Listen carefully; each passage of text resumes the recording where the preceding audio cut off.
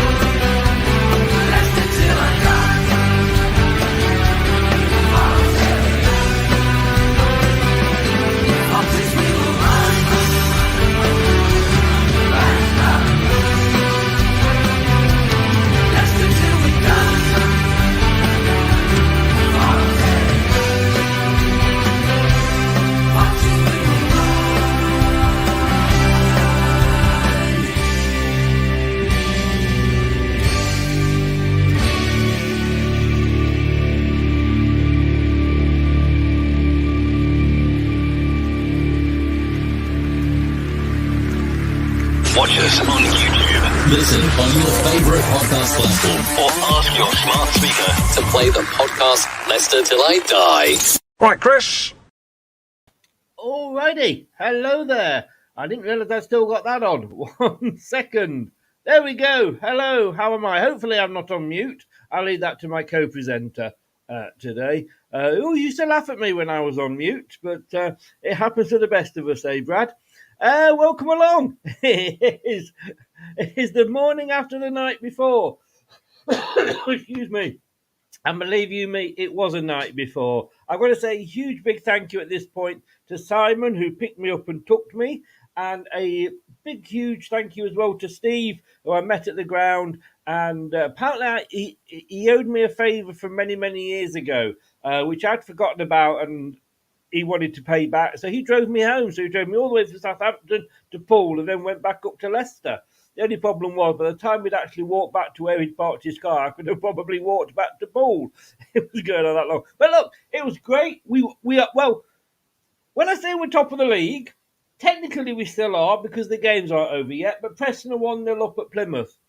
Like to think that anything Vardy does, Preston can copy, but they are currently 1-0 up at Plymouth, which is a bit of a bugger, but especially as I've done my table and everything. So but we'll wait and see how that goes on. There's a good 80-odd minutes to go yet. But look, what a game. I was there. There's so much to talk about, and talking about, if that makes sense, do check this out. If you haven't seen it yet, it's the latest interview show, The Conversation.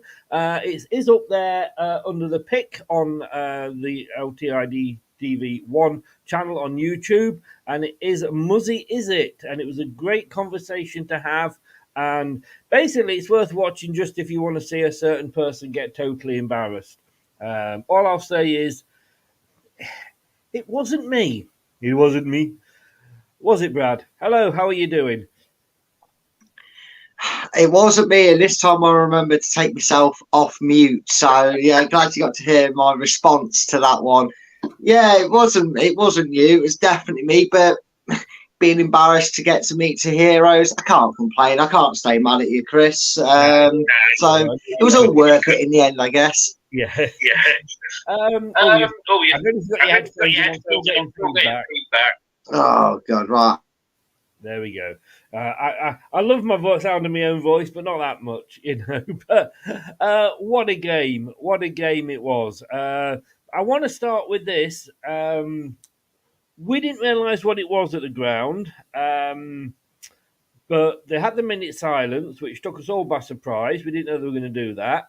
And they had the minute silence, and you could hear the odd idiot breaking it. I think I don't know if there was any Leicester fans breaking it. There may well have been. But you're always going to get that. On the whole, it was observed very, very well until one Southampton fan came out and said, and I don't know, it'd be interesting to get Brad's take on this because we didn't really hear what was said because I wasn't that close to the away fans. Brad's gone.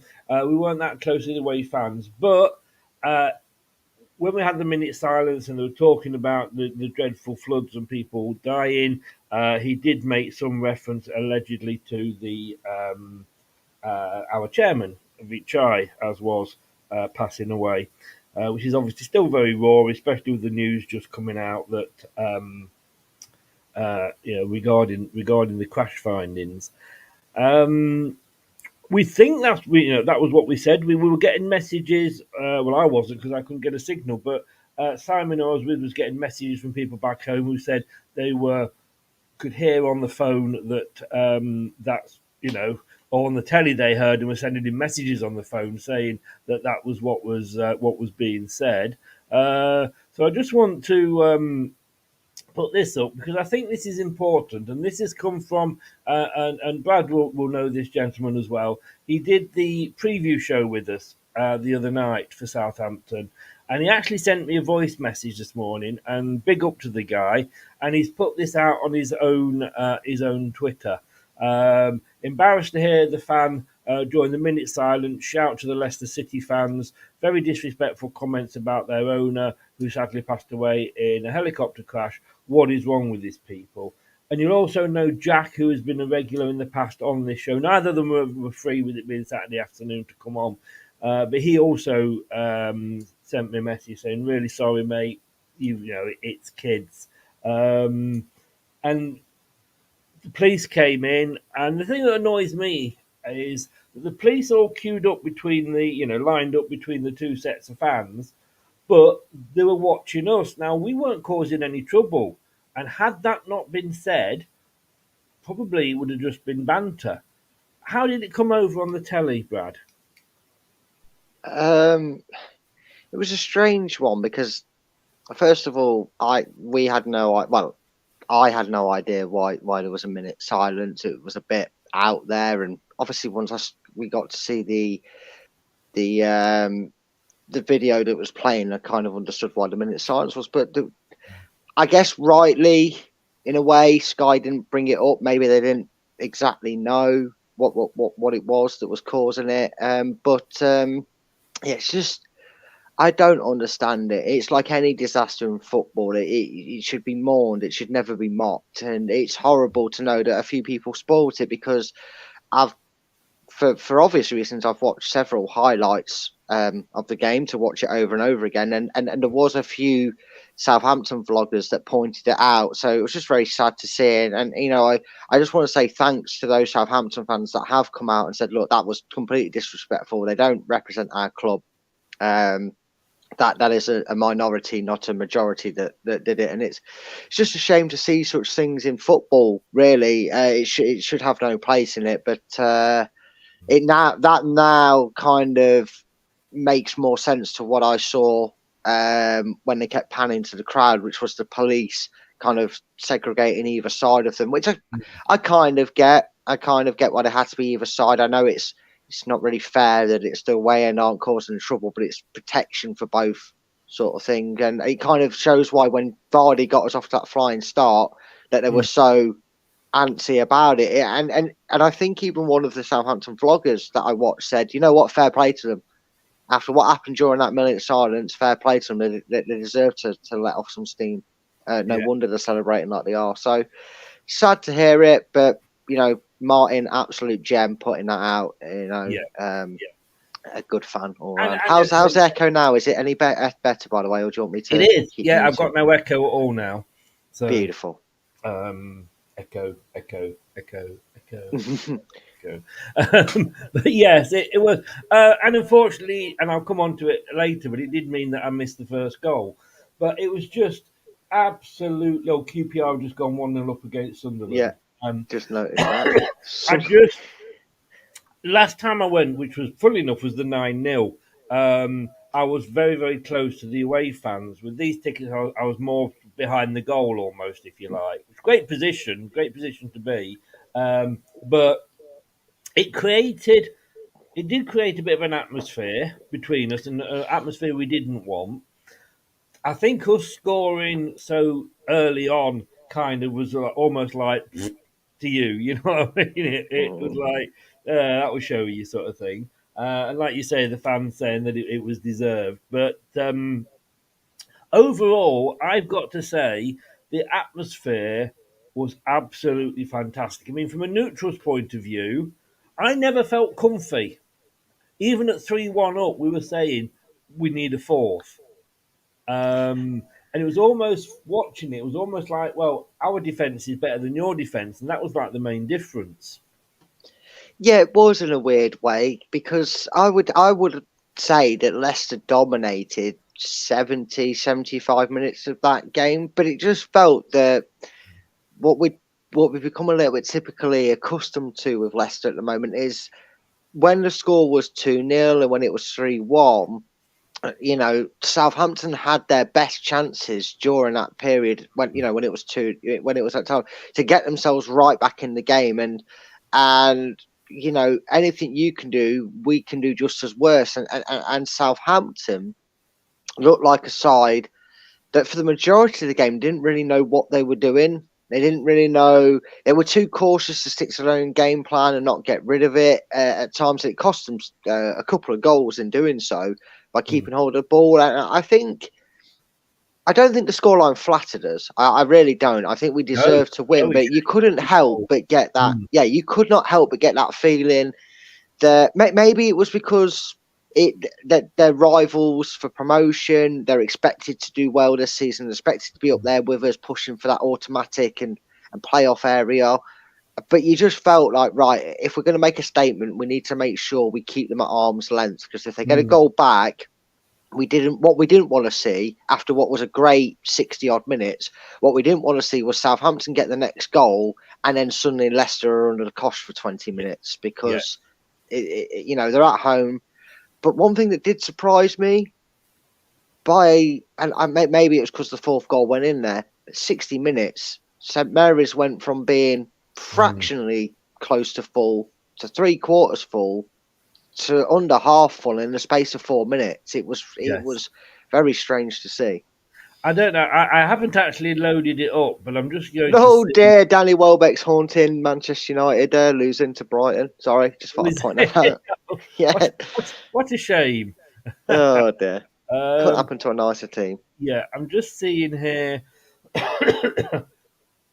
if I can just get this up for you, because I did take this picture at 4-1. Let's just have a look. There we go. Yeah, that's the picture there, which was a very empty cop. They've got a bit like the King Power. They've probably got more than one cop, in fairness. But that's, as you can see, I'm in the Leicester fan there. So that corner, they were leaving in their droves at 4-1. The voices, the singing of like, goodbye sort of thing was very loud. I mean, we'd got some absolutely. I mean, at 4-1, literally, apart from singing "Olé" every time the ball was passed, and I felt sorry for it might have been Ndidi that lost it at the end. But you don't want to be the player that loses the ball when all your fans are going "way, way" every time you pass it. But the fantastic it was a great atmosphere. It really was. The fantastic thing is that we were singing, "We've got the ball, we've got the ball," and then it was so quiet from the Southampton fans that when we lost the ball, we were singing, "We've lost the ball, we've lost the ball, we've lost the ball." Back to, "We've won the ball, we've won the ball," and it was just us that were singing it all for about 10 minutes. It was, you probably didn't come over very well on the TV, but it was like, the atmosphere was brilliant. And again, there was an idiot towards the end at 4-1 that was having a go that was threatening to sort of climb over the partition in covers and but he was too scared to. I just feel to beaten Rotherham. I don't know if I heard that as well. But yeah, the actual, because there's nothing between the fans. There's no history between us. You're very No. dark. Oh, there you go. You're light now. But yeah, it was. The atmosphere was amazing. But yeah, the first goal, it was literally like, what the fuck's happened? Because it was so early. But I want to just go on first of all. We were quite surprised at the team. I'm just going to show you the table because the table won't be like this for much longer, unfortunately. But we're back at top of the table as we sang again last night, and we are going straight back up, playing football the Enzo way. Overall, for the match, I was with my mate, and he was not happy with the way we were playing it at the back because we did lose the ball a couple of times, and it was reminiscent. And I said this, it was a bit reminiscent of the Rogers era, but we seem to have a purpose. Yeah, we do. We have a purpose, and the amount of breakaways we created last night, I think fans need to remember. Like, I know how bad last season was, but forget it. This isn't football that we saw Enzo playing. This is Enzo ball, and you can't be perfect all the time. And I don't want to. What I don't want to hear is, oh well, tougher opposition. They'd have taken the chances. Well, Southampton, you can't get much tougher than that in terms of teams that are going to be former Premier League sides last season. Joint favourites to go up with us, in fact. Yeah, favourites for us to go up, and you can't be perfect. You're going to make mistakes, and you're going to make mistakes whether you play it out the back. You're going to make mistakes if a certain goalkeeper sends it 70 yards over the top of you and you completely miss the ball. Certain Doyle, it happens. It's part of football. The ones that matter the most is what you do when you win that ball, because I understand the frustrations. It's not everybody's like him that we pass it around the back. But when it works, and it worked very well last night, and I just want to talk about the clinicalness of Leicester. I know I've mentioned it before, but this was the first time we played an opposition, and technically, and I know this will really tell why I don't particularly like stats, because they completely mismatched the game. We actually finished that game with less shots than Southampton, and the same on target. So it just shows you where our clinicalness is, because where we were able to overturn the ball, we were already on the press. By the time, whether it was Dewsbury Hall, Winks, or indeed he won the ball, he had two options in front of him, two options next to him, and two options behind him. Whereas when Southampton seemed to do it, they had to put the foot on the ball, because they realised that Leicester had 8 men behind the ball, 9 men behind the ball. And that was the clearest difference between the two sides. So, yeah, we gave the ball away. Yes, it helped us concede a goal. But it only happened 1 or 2 times. Yeah. And the recovery rate of the players is what kept it that well. Get used to this is the way that Enzo wants to play. And this is the way that 90% of the teams in the top 2 divisions are going to be playing. It's not just us that are playing it out from the back. Everybody else is playing it out from the back as well. So we have to get used to it. Oh, QPR have lost a player. So, yeah, we have to get used to it. But at least, yeah, we're going to give it away, like you say. But I don't think as much as we did under Rodgers. Jeff, and good afternoon to Jeff, says a good result, but promotion is not winning the first 10 games achieved. I don't think it's achieved in the last 10 games. It's achieved in 38 games throughout the whole season. Or 46. 46 as it is this season. Although next season it'll be back to that as well anyway. But yeah. And yet Highfields, I totally and absolutely loved it. It was a great night out.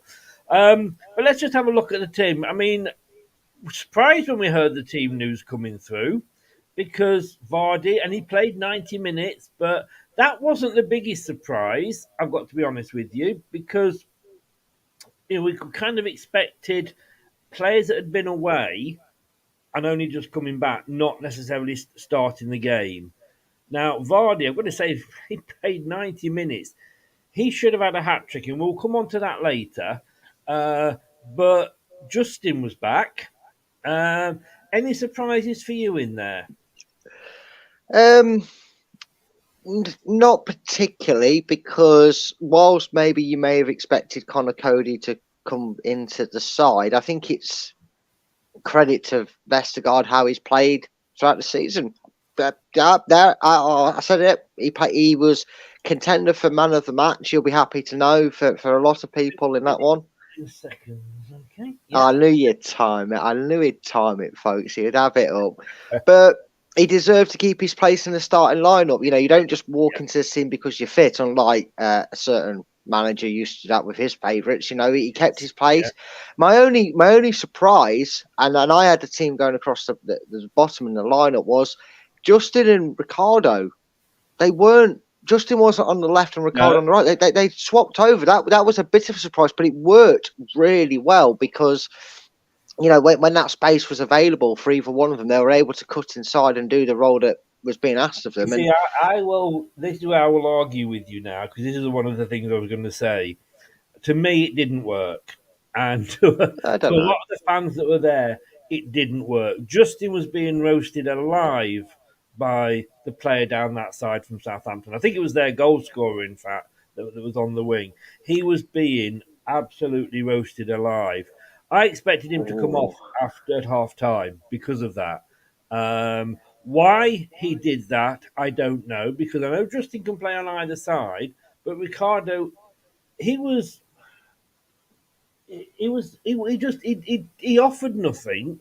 And I'm not saying he had a bad game, because you just come to the joint favourites to go up, and you come away from their ground with a 4-1 win. Nobody had a particularly bad game, but he wasn't as lethal as he was on the other side. So it was a completely weird choice for us watching it. And like I say, Justin was getting roasted. Now, I was sort of saying, well, come on, this is his first game back after how long, and etc. He's not actually had much match practice, in fairness. So maybe he was a little bit ring rusty. But that was a weird decision, and I don't think it was one that particularly worked well. Well, we are going to have our first disagreement here, because I think, first of all, yes, he was at fault for the goal in the sense that he got caught out of position. But if you look at how Enzo has his wing backs operated, they're not up and down wing backs. They're not what we're used to traditional wing backs, up and down, up and down. They come inside. They're asked to come into that kind of defensive midfield area to back the midfield up, to which allows freedom towards Winks and Dewsbury Hall, or indeed it seems, and Dewsbury Hall, should I say, to push on forward, because they had the support for Winks either side of him. So yes, it may look like he got done a lot out on that side, but I would then ask, you know, we know the quality of JJ, we know his pace compared to Ricardo, who's not the slowest of figures, but he's probably being beaten in a foot race by Justin, even though he is a bit ring rusty. You have to take that into account. But the way they seem to work it is, when Justin comes inside like that, when he goes on the inside and goes up to support the midfielder, Doyle's job is to drift out wide and take that responsibility and roll for him, just in case, as you said, it happened quite a bit in the early knockings of that first half, we get caught out in possession and we need to make sure it's covered on that side. So whilst he could go, Justin's nowhere near him, he's getting beat, he's also not in a position to do that. That responsibility has been given to Doyle to slow it down whilst Justin recovers. And I don't want to sound harsh to him, because he's had a great start to his career at Leicester, but Doyle didn't cover himself in glory last night, and he's probably fortunate that a certain 6'6" lamppost had a brilliant game against his former employees, because Justin, you have to remember, made an absolute show at a blockbuster block to stop an easy tap into the empty net. I think was it still 1-0 at that point? I mean, his block put it out for a corner. No, he did. Don't get me wrong. And the funny thing was, when he made that save, he was more on the left side than he was on the right. Yeah, admittedly, he was better on the side. It may be something that's more comfortable for him to go back on that left side, but I understand his role. I was just surprised, and like I say, I was prepared to give him the benefit of the doubt, because ring rustiness, if you like, but it does seem, to me, I wouldn't like to see him start there regularly if Ricardo is available, because I think, you know, I've praised Enzo, saying, look, you know, this is why, you know, the 6 foot Dane is doing, you know, well, because it's square pegs in square holes. and then suddenly he does that, and it's I just it just didn't sit with me. And the number of times, not just me, but a couple of fans around me he was getting skinned by that player. And I wasn't saying he wasn't out of position. It was a 1-to-1, and he was being left standing. Yeah, but again, I would go back to what you just said there about ring rust, and he's not played competitively. I know he had a few minutes in a Carabao Cup appearance, but he's not really played. He's coming back from a very grueling and long term injury. And But then wouldn't you say put him back into the position that he favours yeah, to get him more? I mean, naturally, it does sound like the obvious thing to say, but we've learned from anything from Enzo. He doesn't do things that are always quite that obvious to us as fans. And look, when it's working, and we kind of, you may argue, a little bit get away with it with some of the chances Southampton created. It works and it's fine, and it's something that maybe Enzo just looked at how they were going to line up and went, right, block him out the game. Ricardo, you've played more minutes. I know you can do more time. I know you've got no ring rush. You match fit. We need to make sure we close them off and force them down one side. And to be fair, if that was how he was planning to counter-attack any Southampton attack, it worked well, because I barely remember Ricardo having any trouble on his side of the field. And maybe he felt a little bit leggy. Justin wasn't doing it. But should you be risking a player playing in a game of such calibre, playing on the opposite side? It didn't affect the game in the end. You know, we won the game, but maybe it is something we're kind of going, thankfully it didn't, if you know what I mean. I do see where you're coming from. Say Preston are 2-0 up now against Plymouth, so it looks like Preston are going to be going back to the top of the league. Yeah, I didn't like him anyway. Who's he playing again? Didn't like Plymouth anyway. Shit past us. Never did. LCFC's in. Hello, mate. How you doing? The interesting thing that you were saying there, we noticed this a lot, was that all of our attacks, well, not say all of them, that would be unfair. 75-80% of our attacks were going down the left-hand side. And the thing was, the same was being said about them. It was almost like they knew they were targeting Justin, because they could see that there was that problem. All right, I mean, we had the advantage of that we scored that very, very, very early goal. And obviously that does put you at your ease. Although I did think I was going to have 90 minutes of biting my nails, you know. But it was all good. We didn't offer much of a threat down that left-hand side. You mean the right side? But yeah, I think that's a bit interchangeable, because McAteer... No, we were... Oh, sorry, I didn't. I forgot what I exactly said now. So, but we weren't using much on that right side. You're right. Yes, I meant right side. Yeah. I know what you meant, Chris. Don't worry. It's not easy being the host. I know your struggles, mate. Don't worry. Muting yourself and all this rubbish, it all happens. But yeah, as West Ham have got 1-0 up against Man City, that's a lovely sight to see. But I think that's actually a plan though from Leicester. I think maybe it's because, again, Ricardo's was on the left side. Maybe that was a thing he wanted, because Ricardo, we know, likes to drive forward. And I know Justin likes to drive forward, but you take into account, again, long-term recovery, injury, first time giving him a start in a league match, shall I say? No, I'll incorrect term. So maybe he thought the best way to get the ball and service forward, driving forward, I need my most match fit players to do it, and that's why he put Ricardo there. And the thing is as well, McAteer is a winger like you've never seen before. You maybe say you've never seen before. I certainly haven't seen it from a Leicester perspective before, because he wasn't really hugging the touchline like we're used to. You know, we're used to a Mahrez hugging the touchline and then driving in. He comes into the middle. He drives through the centre. I mean, you see, I know we'll talk about it in a second, obviously, but his goal, it wasn't like he drove him from the right. He came through the middle to latch onto that pass. And I think that's brilliant, because what you try and do as a defensive unit when you've got two wingers coming at you is you try and spread it. So you have maybe one player go to each winger to man mark them, and then that allows your midfield and defence to concentrate on those getting in the box. When you've got a winger coming at you through the middle and adding an extra body to the middle, you're looking at your team like, guys, oh God, so and so's doing an overlap, but I've been told to mark their winger, and the winger's coming inside. What do we do? And it causes chaos, and it did for the goal, Chris, and that's what I love to see. And I think it's a way around the problem that Leicester had, which I mentioned a lot last season, which was we were becoming obvious FC by always going down the left. I think Enzo has found a way, and by the sounds of things, by the looks of things, the way he's playing this season, he's found a player that allows him to go, right, we're going to do something different with you. You're not going to be a natural out-and-out winger. I'm going to have you integrating between the midfield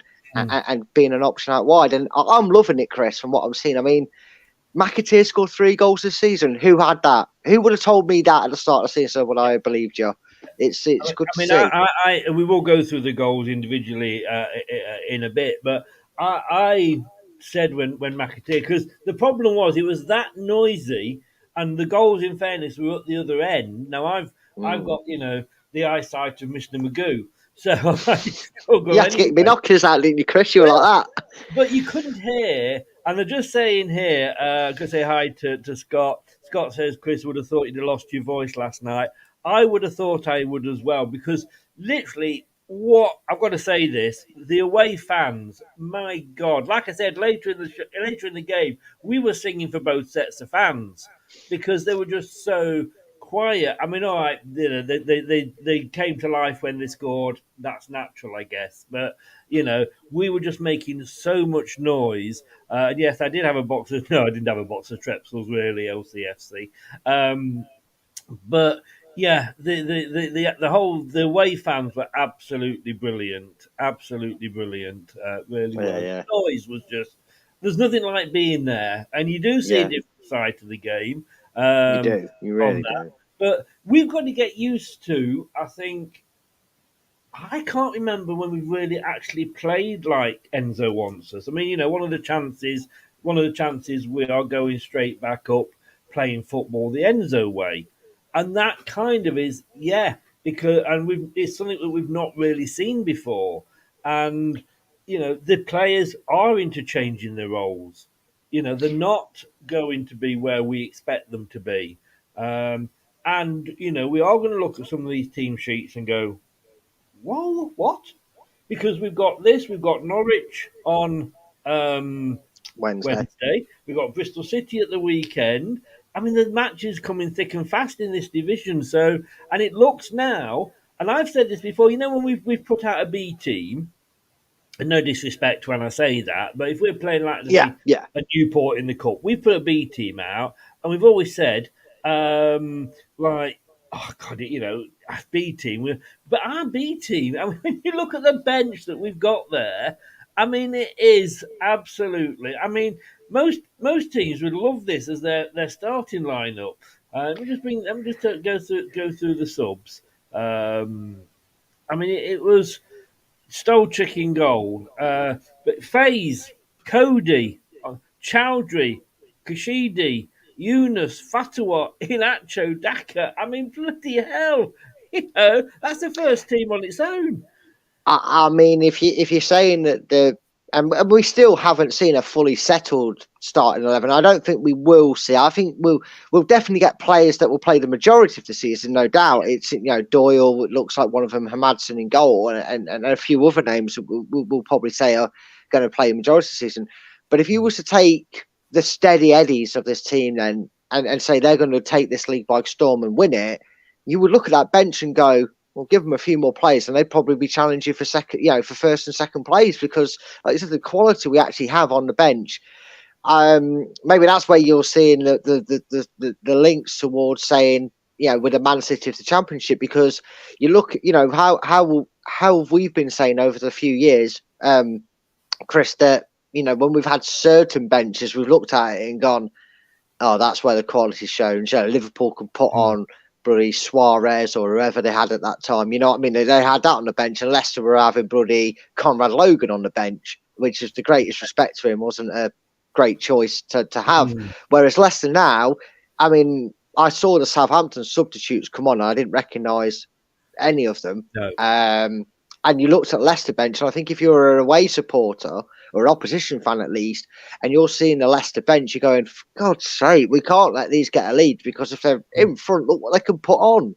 It's good to see, and it's Man definitely United something. just equalised against Brighton, so Yeah, I just saw that. Although a man that Southampton dearly missed last night, obviously he moved to West Ham, has typically been the goal scorer in that game. He has scored. I bet it was a free kick, Chris. Ward-Prowse scored for West Ham. Probably. Jeff just has said my wife Merg's got mine. Just got up and opened a bottle of beer for me. She loves my needs. But the hell, mate, what? She your slave? Beer miner now. Yeah. God, it's all right for some, innit? Morning, Looking Ina. so How you doing? An LCFC, I'm opening a packet of Walkers in honour of the Foxes. He does actually say, why was St Mary's so empty? It wasn't. I've got to say, at the start of the game, it was packed. The odd seat here and it didn't look it on the Sky cameras, mate. I'll tell you that much. There was some big square blocks of empty red seats from the start. I didn't really see it from the start, but you've got to remember it's a Friday night, and it is. Yeah, and you to be fair, you're. Yeah, exactly. And I'm seeing a different. Certainly by the end of the game, after the fourth goal went in, You could have counted them. They were just leaving in the droves. Yeah, it was funny to watch, but. And Scott says here, LCFC can only imagine due to having some woeful defending on Southampton's part, especially considering how many goals they've conceded this season already. I'm not sure what you mean there. Do you know what he means there? I don't know what it means at the start, but Southampton are definitely top of one league this season, and it is the fact that they've conceded 16 goals, which is the most by any team at this stage of the season. They've conceded 16 goals, and look, I know how it started. We were maybe hoping for another 9-0, but what I just want to make an ad here. When the number 9 is involved, Leicester are not far behind, and even though Leicester didn't recreate history with scoring 9, Leicester City, when Mavididi made it 4-1, that meant that in 2 games, Southampton had conceded 9 goals. Yes. 2 games, they had a lot. Thanks to the help of Leicester City in 2 games, still, when they play Leicester, 9 goals had been conceded. It was over 2 games, but they have managed to keep that little niche going. We didn't really want the 5th then, did we? Because it would have broken that. Yeah, it's why I texted Nacho, so I spoon it over the bar, mate, at the end. He said, all right, then. Norwich had just gone 1-0 up at Stoke. No one cares. I mean, there was some woeful defending. Chris apparently said it. Apparently, after the minute silence at the start of the game, there was something. Yeah, no, we covered that earlier, Scott. Yeah, you're quite right on that one. Southampton's defending was woeful. They have, I think, at the start of before the 3:00 kickoffs, they were the only team in the top half of the table that was on a minus goal difference. And I'm still going to say this. I mean, we weren't playing a particularly bad Southampton team. You know, at times I was worried. They played at times quite well. If you were a neutral watching that game, you'd have been really excited, I think, because it was end to end at the start. Yeah, it was, and even I said during the watch along, I have to admit, Chris, when I did the watch along, right, I had to calm people down because they were saying, "We want you to stay, Brad." Who the fucking hell is Chris? They were shouting, they were chanting my name all through. I didn't want to embarrass you and bring it up, but that's what I was saying. Anyway, I was saying that even though we were 2-0 up very early on, that yeah, okay, mate, just don't push your luck here. push. No. But the Man U goal didn't count. We just got ruled out. Wait, cheer that on. Anyway, I was saying that Southampton had the chances. It's 2-0. It's a dangerous scoreline. Curse of the commentator. They scored, and you know me, Chris. We try and be as honest as we can in these moments. I know you tend to flip tables and chairs and turn into the Incredible Hulk when Leicester concede goals, but they deserved it at that point. They'd got themselves back into the game. They hadn't they'd got over the fear of another 9-0 collapse coming, and they got themselves a foothold in the game. And the thing is every time they seemed to try to get a grip of the game, they realised they'd put the wrong grip. They hadn't put any baby powder on the hands to grip hold of the game with and stay on it. They put loops, and they were slipping down it because just as they did at the start of the half, they switched off at the end of the half, and 2-1, Leicester would have deserved to be in front, but then Leicester show why you don't switch off even when there's only 30 seconds to go. Should I say? It's usually Leicester that concede, isn't it, at that particular point in the game? Yes, it is. So it was nice for it to be the other end. And LCFC, if you just go back to the start of the show, you'll be able to see, because we did discuss it, but I'm not going to give it any more airtime, what was said. But look, it's half time already, good God. But yeah, I've got to say, I don't think we'll necessarily get any tougher competition than that, because they are a good side. But we have been saying for a while that somebody's going to get a whipping off us. Now, that wasn't a whipping, in fairness, but it was the next stage to a whipping. It was like a practice for giving out a whipping, because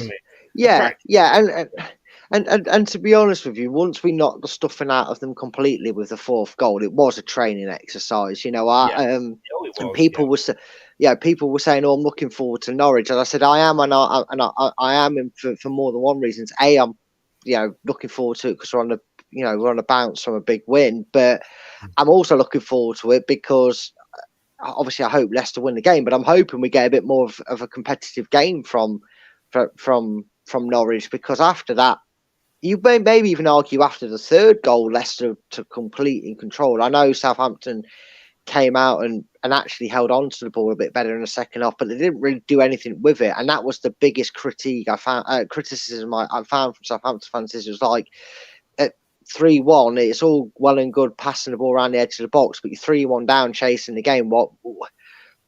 We didn't really do anything with it. I know they missed a glorious chance at 3-1 to make it 3-2, and that might have changed it, but I think it was a couple of minutes later Leicester put the game to bed. And Vardy come out and said everything came off, and it was one of those games where everything was happening, everything was going right for us. And how often have we had games, especially last season, when nothing went right for us?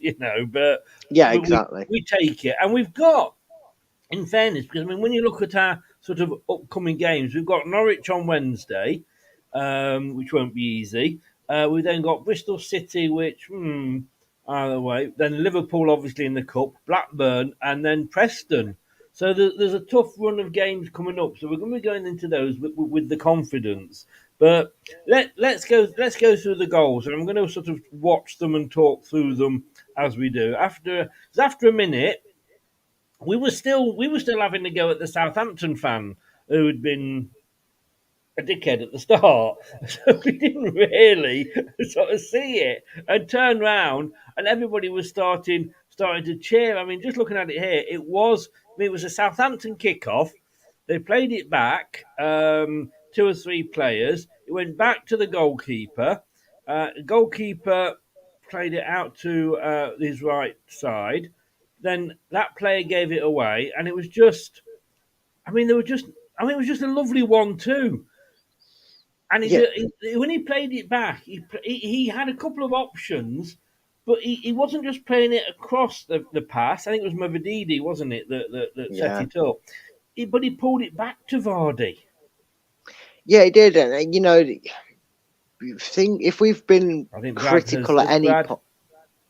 No, can you hear me? I think you'd froze. Okay, it must have froze your end because I was. Yeah, I was wondering why you was interrupting when I was talking. I was like, I'm not frozen. What's going on? Is he deaf? Is he gone? No. But it just shows you how well Leicester were. And I think if we've been critical of anything about Enzo Ball this season, and it reared its ugly head after the inevitable defeat we had against Hull, it was we're a little bit one-dimensional. Well, if there was anything you take from the Southampton game, we were 3-dimensional, 4-dimensional. You what? You're interrupting me when I'm talking, mate. I can't hear what you're saying. Either that or he's playing statues. I'm not sure what he's up to. I'm not frozen at my end, mate, so I'm just going to keep talking because I don't know if it's streaming or not. So apologies if you can't hear me, but it's working fine my end.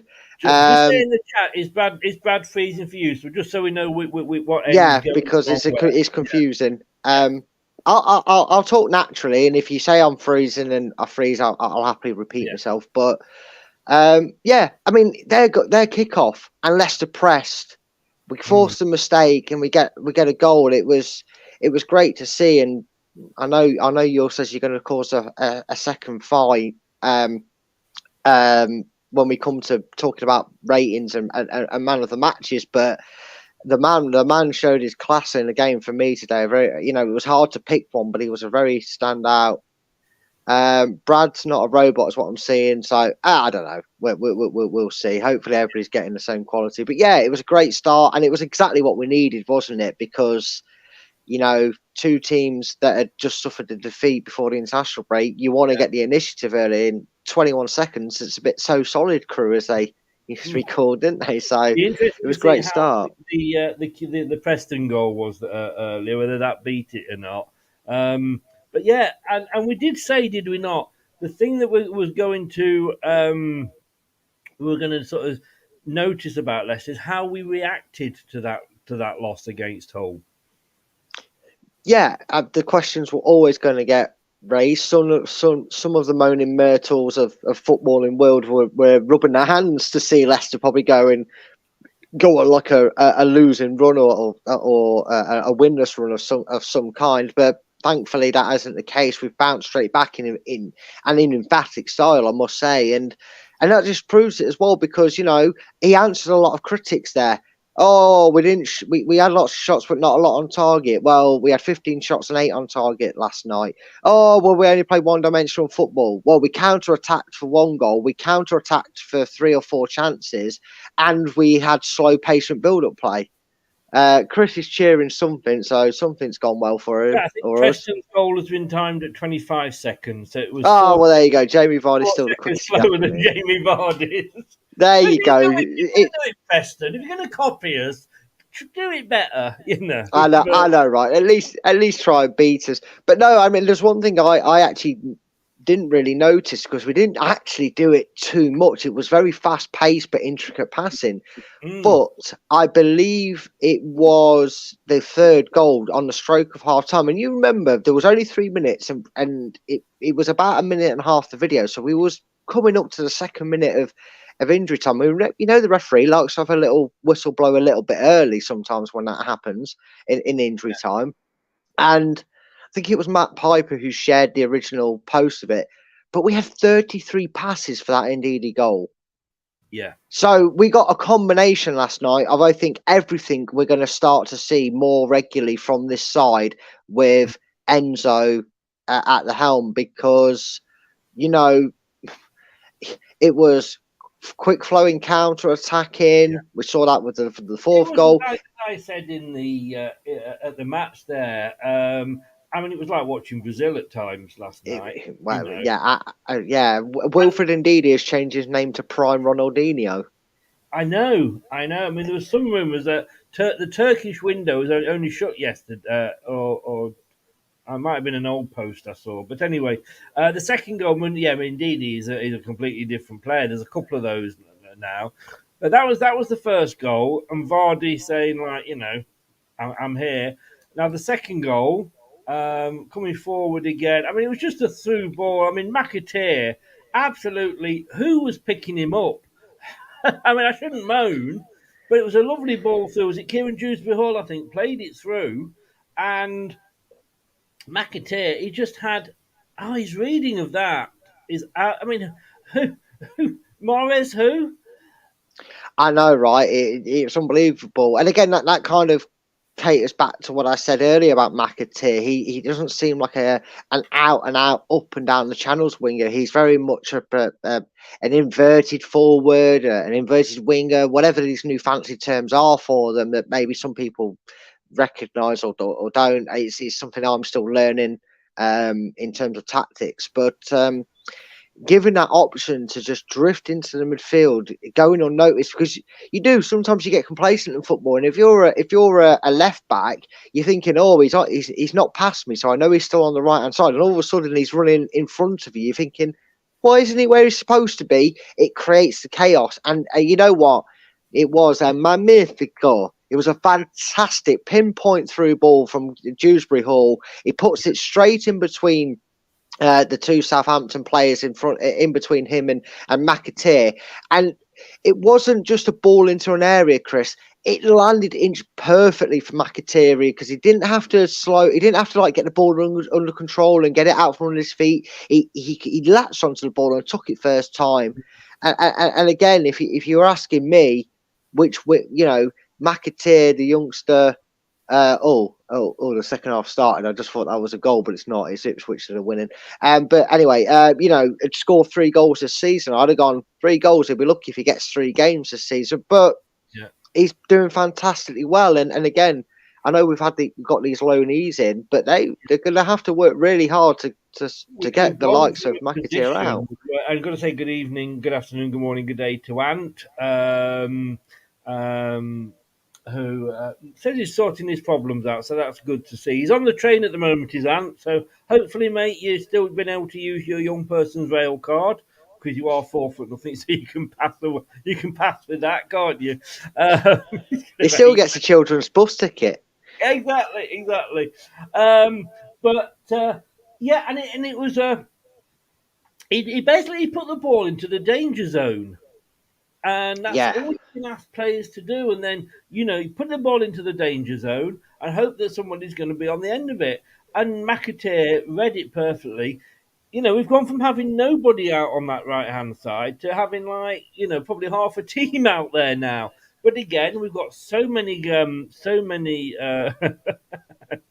because you're jealous, says Ant. I am, mate, I am. You're a senior citizen. Your travel's free, isn't it? Not quite yet, mate. Not quite yet. Out I go, folks. Out I go. But I can't wait, great. I can't wait. I'll sell my car and use the bus because it'll be free everywhere down here. But yeah, we have got a bit left through of players now in that position. So there's going to be, let's say, so many games. We're going to have to get used to all the changes. But then they got one back, which I have to be honest with you, I stood there and I turned around to my mate and I went, I almost saw that coming. You could tell, Southampton, although they were 2-0 down, they were on the ball a lot. And we'll argue about the fact I do think that this guy was causing Justin problems down on our right-hand side. As I think it was, I'm not sure, what somebody said earlier about our goalkeeper making some good saves. He had to. A lot of the time because he had been left exposed. But look, it's still a work in progress. We are only 5 games into the championship. Or is it 5 or 6 we've played now in the league? 6 games now we've played in the league. So, they are still trying to get used to each other. But just looking at their goal, and I've got to say, oh, look at that! The Southampton fans looking happy. They had their minute, didn't they? But just looking at it back here, it was a long ball from their goalkeeper. It goes up. It's headed back down behind. It should have been cleared. A bit of a mix-up. Doyle was the one who looked. He just sort of, I think, was confused as to where the ball was. But you also had. All rise to the great Yannick Vestergaard there as well. So I think there's possibly a bit of confusion between the two of them and who was going for it. And the ball broke kindly for a player, Southampton player, put somebody through on the far side, 23 or Dizadzi or whatever he's called, to obviously put it past Hermansson. I don't think he was ever going to get that. No, he wasn't. He'd have to be quicker than the road runner or Usain Bolt to have been able to get anything on that. And look, it was just one of them. At the end of the day, you're very, very rarely, if ever, you're going to see a team completely control the game from minute 1 to minute 90. In fact, you'd probably say the last time I saw Leicester do that, it was a Friday night against Southampton, we won 9-0.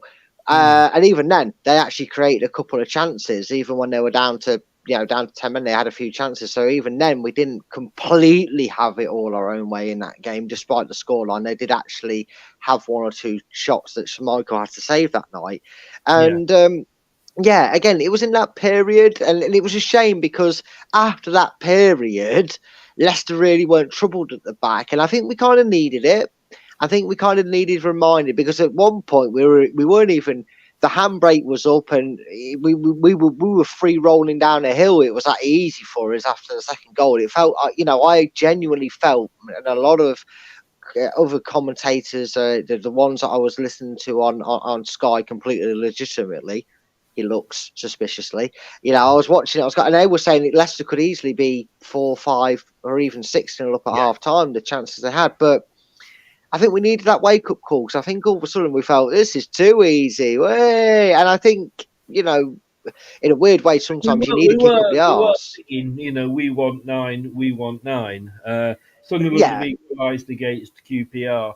45th and 8th minutes added on. Jesus, what a. And you could. I was worried because when they got their second goal. And it was luck. I mean, there was a fair slice of luck. I mean, their player didn't control it well. It almost came off him and then fell between the two Leicester players. Cody maybe should have just gone for it. Whether he got a shout, I don't know. He should have just gone for it, but he didn't. The Southampton player sneaked through and was again a lovely ball, defence splitting ball in to be come to the end of it. But I did feel at that point that the team most likely to score the fourth goal, if you like, was Southampton. And no, I wasn't willing that because I'd predicted a 2-2 at all. But I did feel for just a small time that it was Southampton that were looking the more likely.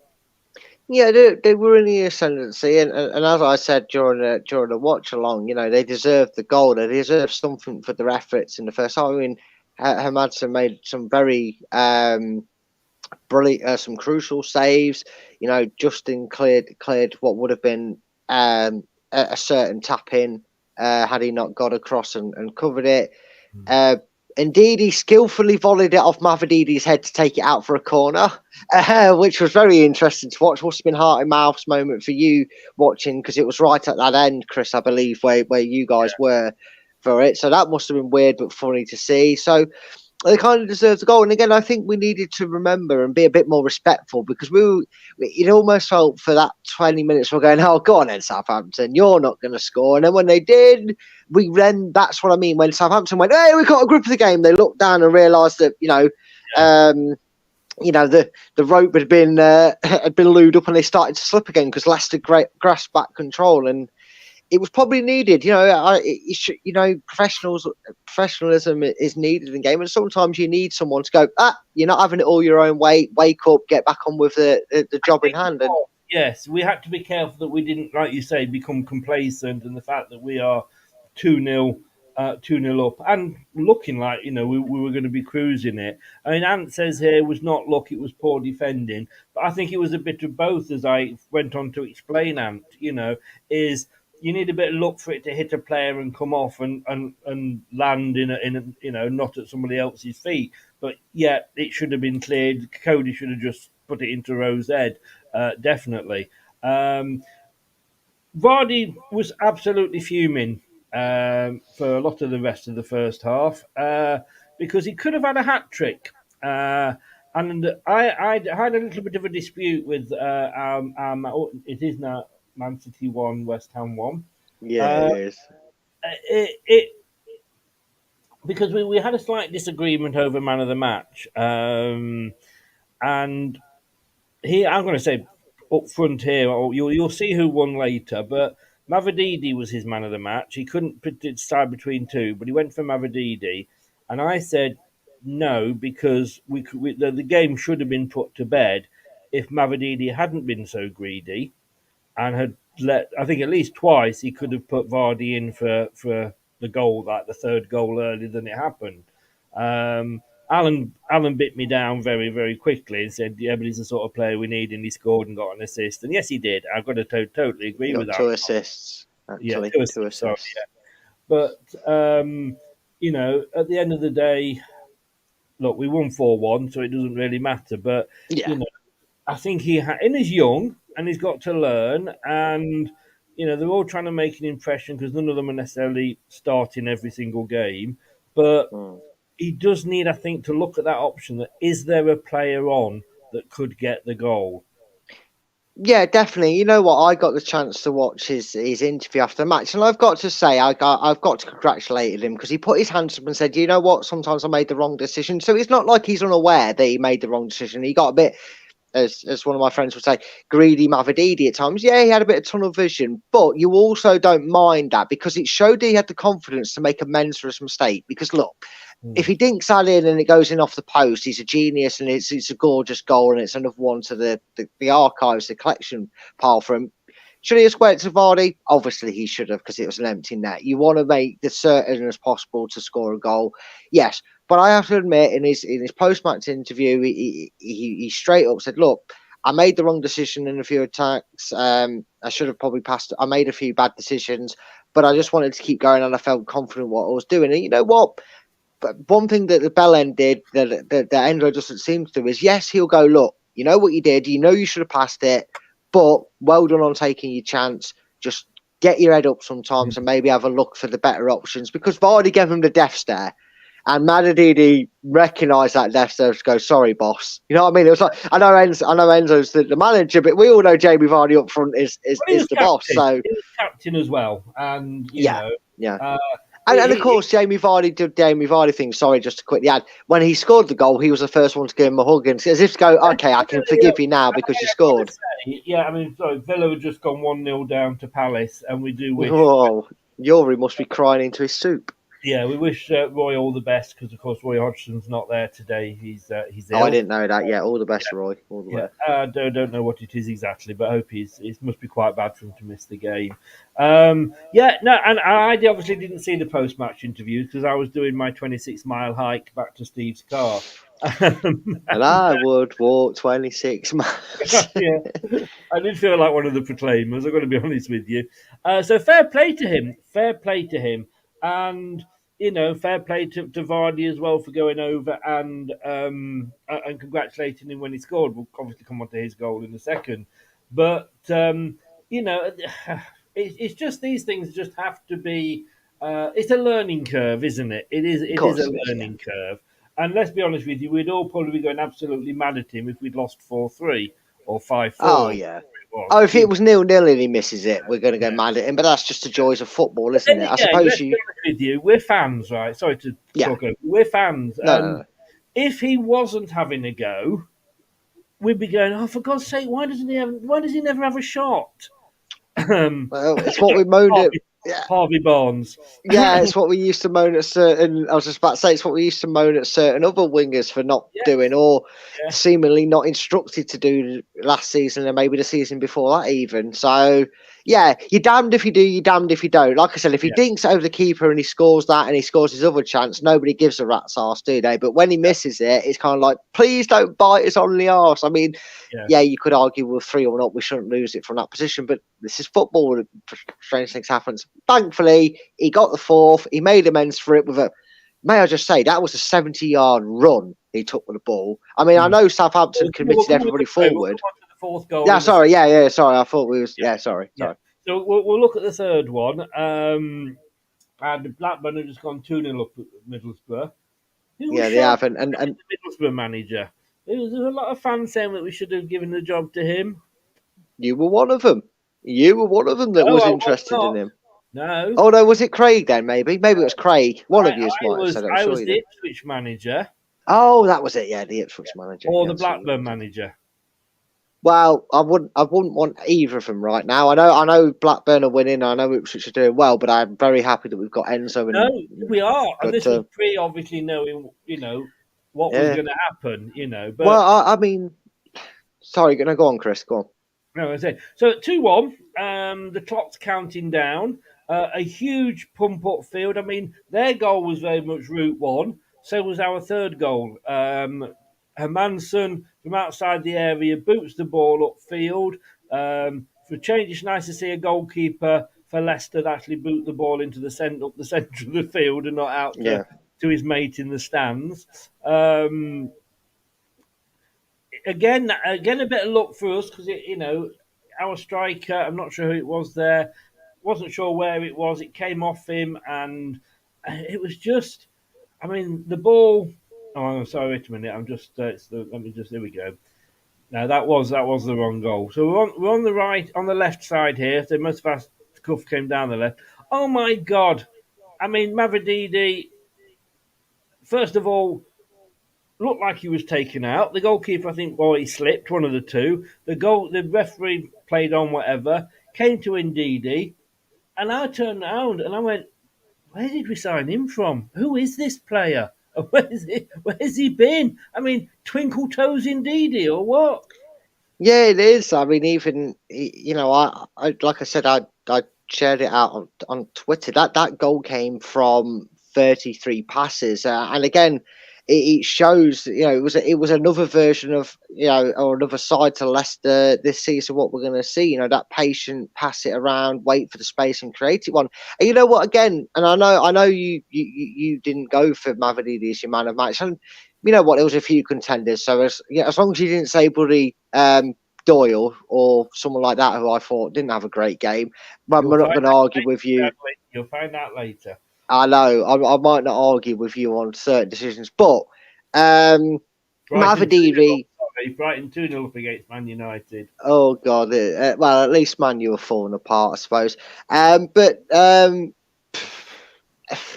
What was I saying? I mean, Mavididi as well, praise to him because he could have gone down, he could have stayed down, and he probably would have got the free kick because the referee signals advantage. And if he goes full into the floor, he didn't even look for the decision. He used his hands, he sprung back up, he played the ball into prime Ronaldinho. Sorry, Wilfred Ndidi, who sat the defender and goalkeeper down in one move and then just rolled it into an empty net, and it was.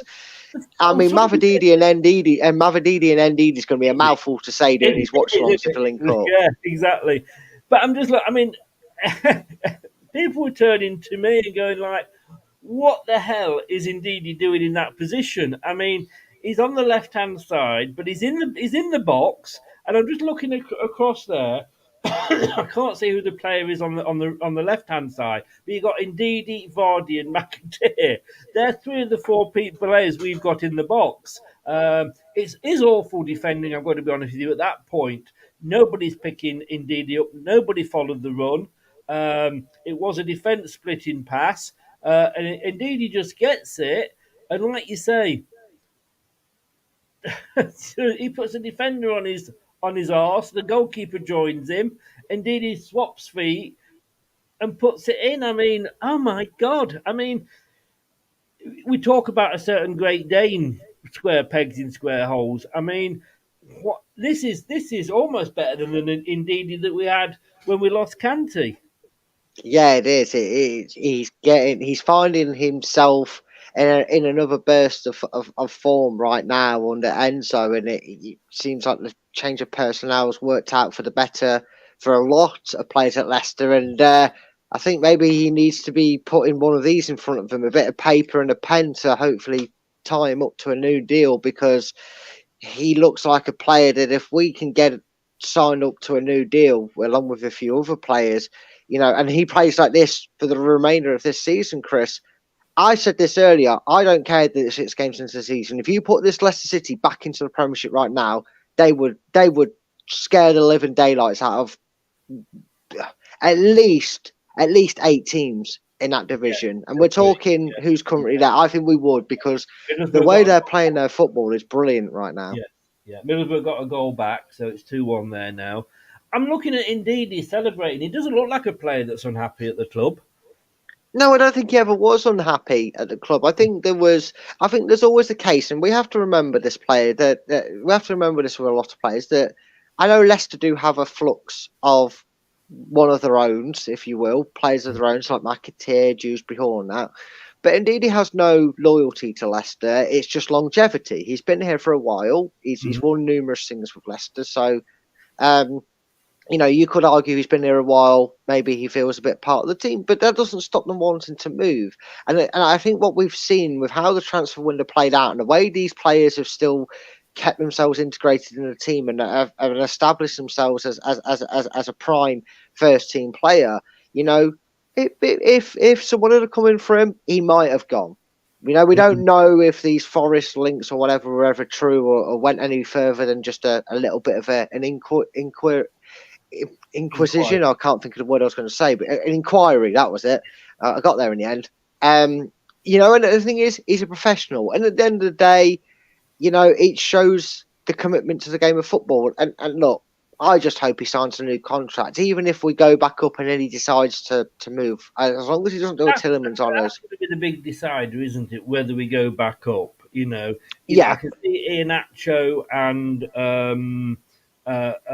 indeed he may be holding off signing and say, well, can we have a look where we are, at the end of the season? Or if they do sign a contract, they will have a clause in it that if we don't go back up, that they can maybe leave. But what a great time to score. Yeah, exactly. Just when you think, I was sat here thinking and a few people in the comments were saying the same. It was kind of like, yes, we deserve to be in front, but we let's hope we don't rue their missed chances, because we've had a few chances. I think it was a poor distribution from a goal kick left Dewsbury Hall, and if he'd have got the ball under control, he'd have been 1-on-1 with a goalkeeper. And we had a couple more chances in between that, and we were starting to think 2-1 is the most dangerous scoreline you can have, because at any point, if they'd have got an equaliser, the momentum would have then shifted to them. They've just got level. They're at home. The crowd have got right back supporting them. So, like I said, they switched off at the start. It cost them, and they switched off with about a minute to go of the first half, and it cost them again and again. Potency in front of goal. It was the perfect time to deliver that sucker punch to Southampton, because I know they came out and probably had a little bit better of the ball in that opening 20 minutes of the first half, but apart from a glaring opportunity, they didn't do much with it. And the game, I think we all felt a bit relaxed, a bit more, didn't we? You in the crowd, us watching at home. Oh, it was. It was. It was a bit easier to made a change that it wasn't Leicester conceding just before half time, which we. Yes, that was nice and new, wasn't it? Yeah, and of course we're getting to the second half, and I was just showing old Twinkle Toes goal again here. huge smile. But fair play. I mean, as much as I wasn't quite. I was annoyed with Mavididi before, but I mean, okay. So we're looking at the fourth goal, second half. We were saying, look, just get one this end, please. We don't score them all at the other end. Us fans are at this end. What a poor ball from Southampton. He played it to God knows where. It was picked up by Mavididi halfway in, probably more than halfway into his own half, and he just broke with it. He slipped past the Southampton player like he wasn't there, and there was three of them running up. And had he not scored that, but he hadn't passed, because he had Dewsbury Hall on one side, McAteer on the other. If that had been missed, he would have been lynched alive. I know. Yeah, I think and won it still, but I'm sorry, no, he had to score that, because there was three of them. I mean, the move that he did. I mean, he intercepted the ball. And he just literally ran from, like I say, he was nearer to the penalty box than the halfway line. He got it. He ran. I mean, what that Southampton defender was doing, he might as well have just said, "Go on, after you," because he did go past him. And then there was like three of them, and the Southampton goalkeeper must have felt like. It was like, the charge of the light brigade coming at him. Like, what's going on here? Yeah. He took it away beautifully. He did take it well. Yeah, he did. And you know what? That's what I mean. I'm kind of glad that he took the chance on, because it would have been easy for him to go, oh, I'm not making this mistake again. I'm going to lay it off to McAteer or Dewsbury Hall, whichever one he had chosen. He had the confidence. He wanted to make amends. He did it. And you know what? The guy who presented him the ball, you know when you say you come off the bench, go and make an impression for me.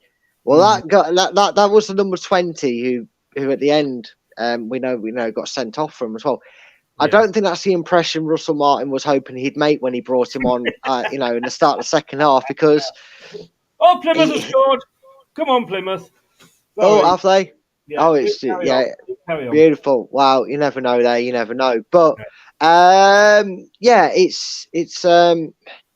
I mean, he picks it up, Chris, and you're right. It was 30 yards out. It was one of them where if it was a free kick, you're thinking float this in the back post and get a head on it. It's probably just shy of shooting range. But he's just gone. I mean, Southampton had overcommitted, which a few Southampton fans were grumbling at, saying, I know we're 3-1 down, but you've overcommitted and look what it's done. And it killed the game off, obviously, superbly, the fourth goal.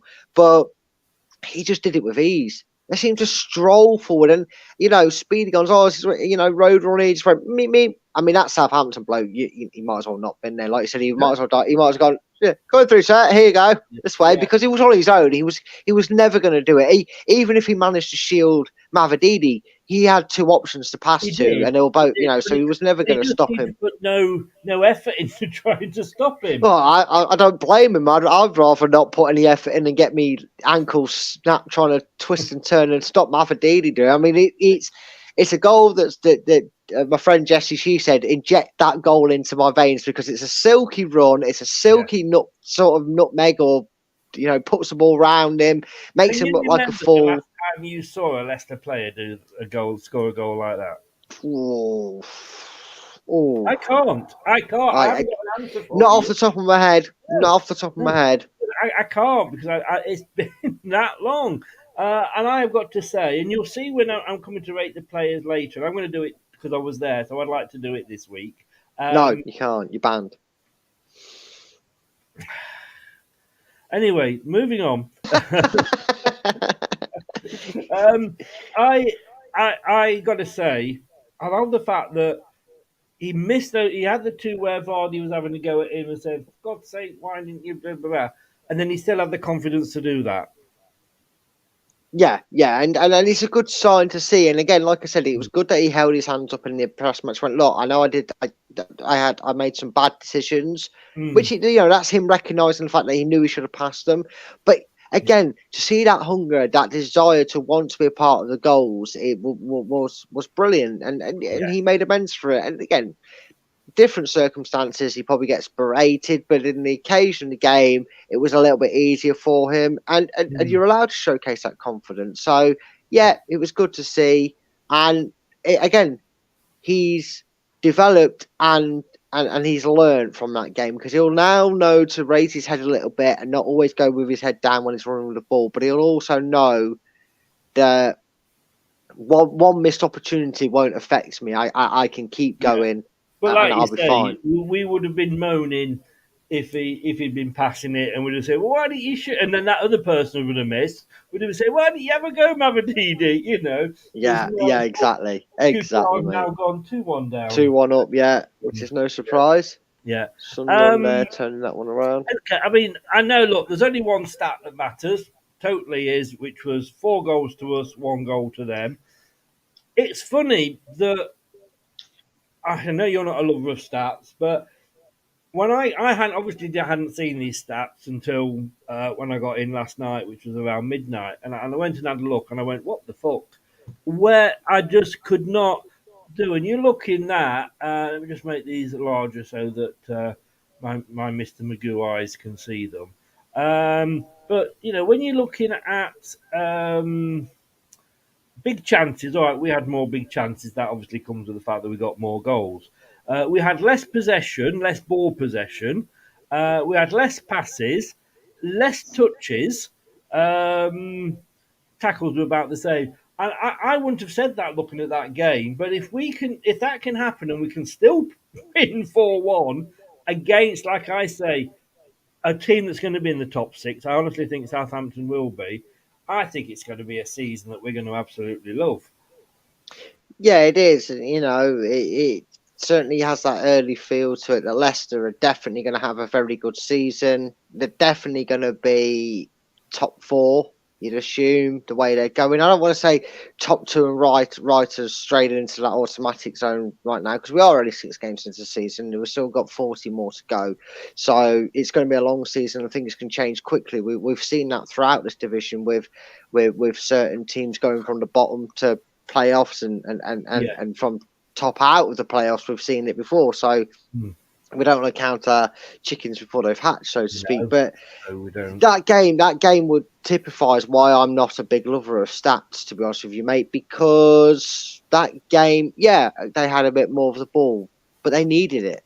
That's why they had more of the ball. And it wasn't like it was 60-30, it was 54-46 at some points. And what you'd call a Brexit score, isn't it?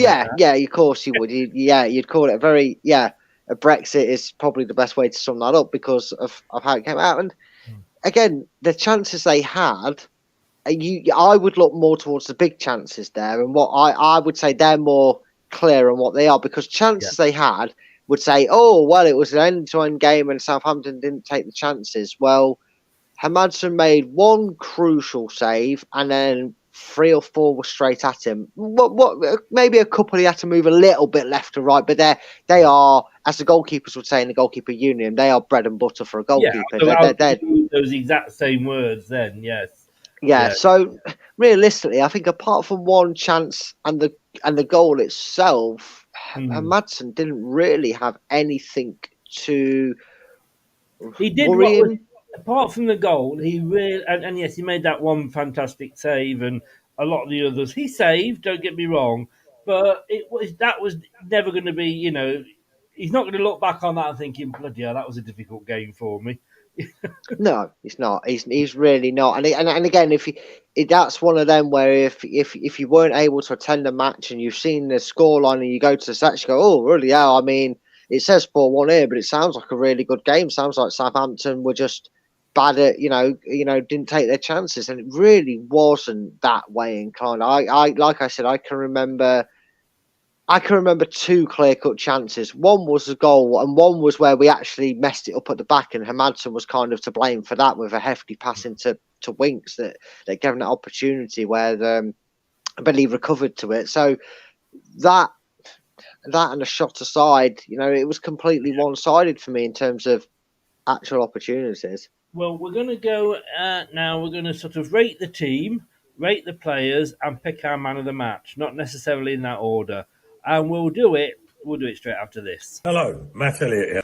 Hi, Alan Smith here. Hey guys, Ian Hume here. Hi everybody, Jerry Taggart here. Be sure to watch Chris and Leicester Till I Die TV for all the latest Leicester City news and information. You can also subscribe on YouTube and various social media channels for the latest updates and news on Leicester City Football Club. Come on, you foxes!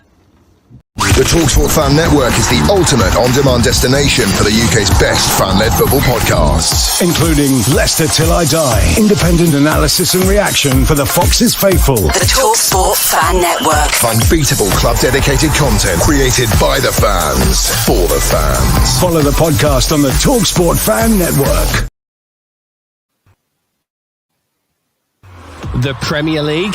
That's so last season. It's all about the Championship here on LTID TV. Now that's what I call football. You hit the right spot.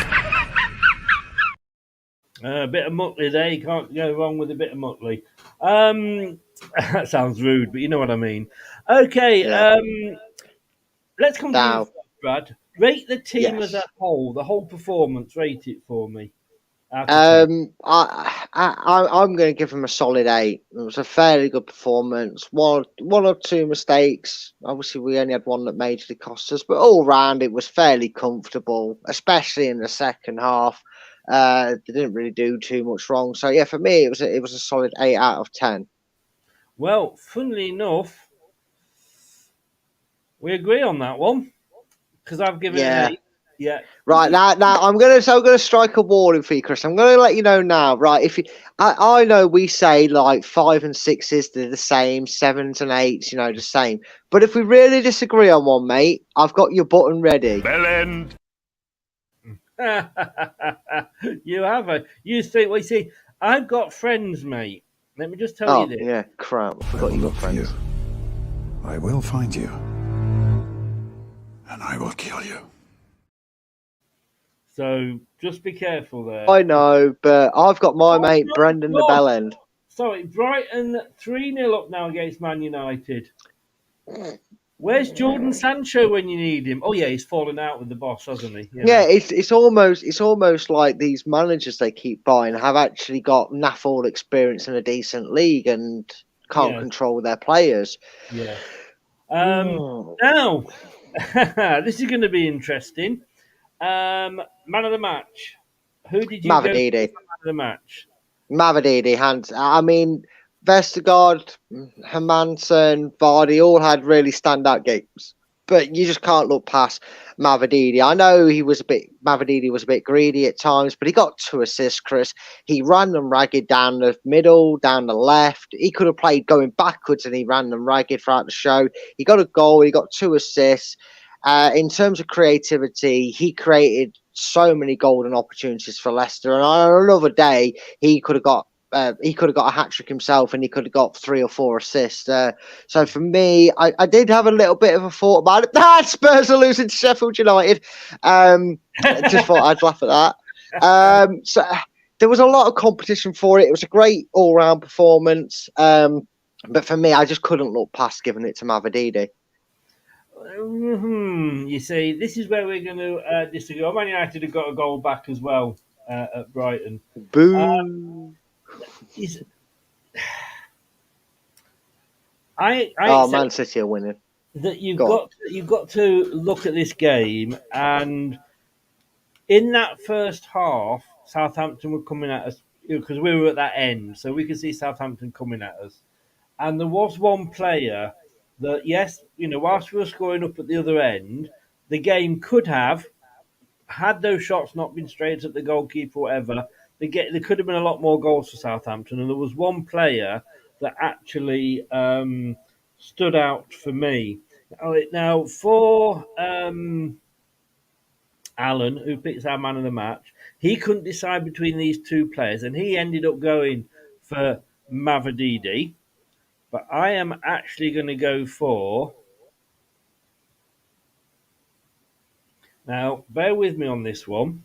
No. I'm not going to the bell end button. I'm going to tell you, folks. I'm going to grass him up. Where is it? I know exactly why he's picked him.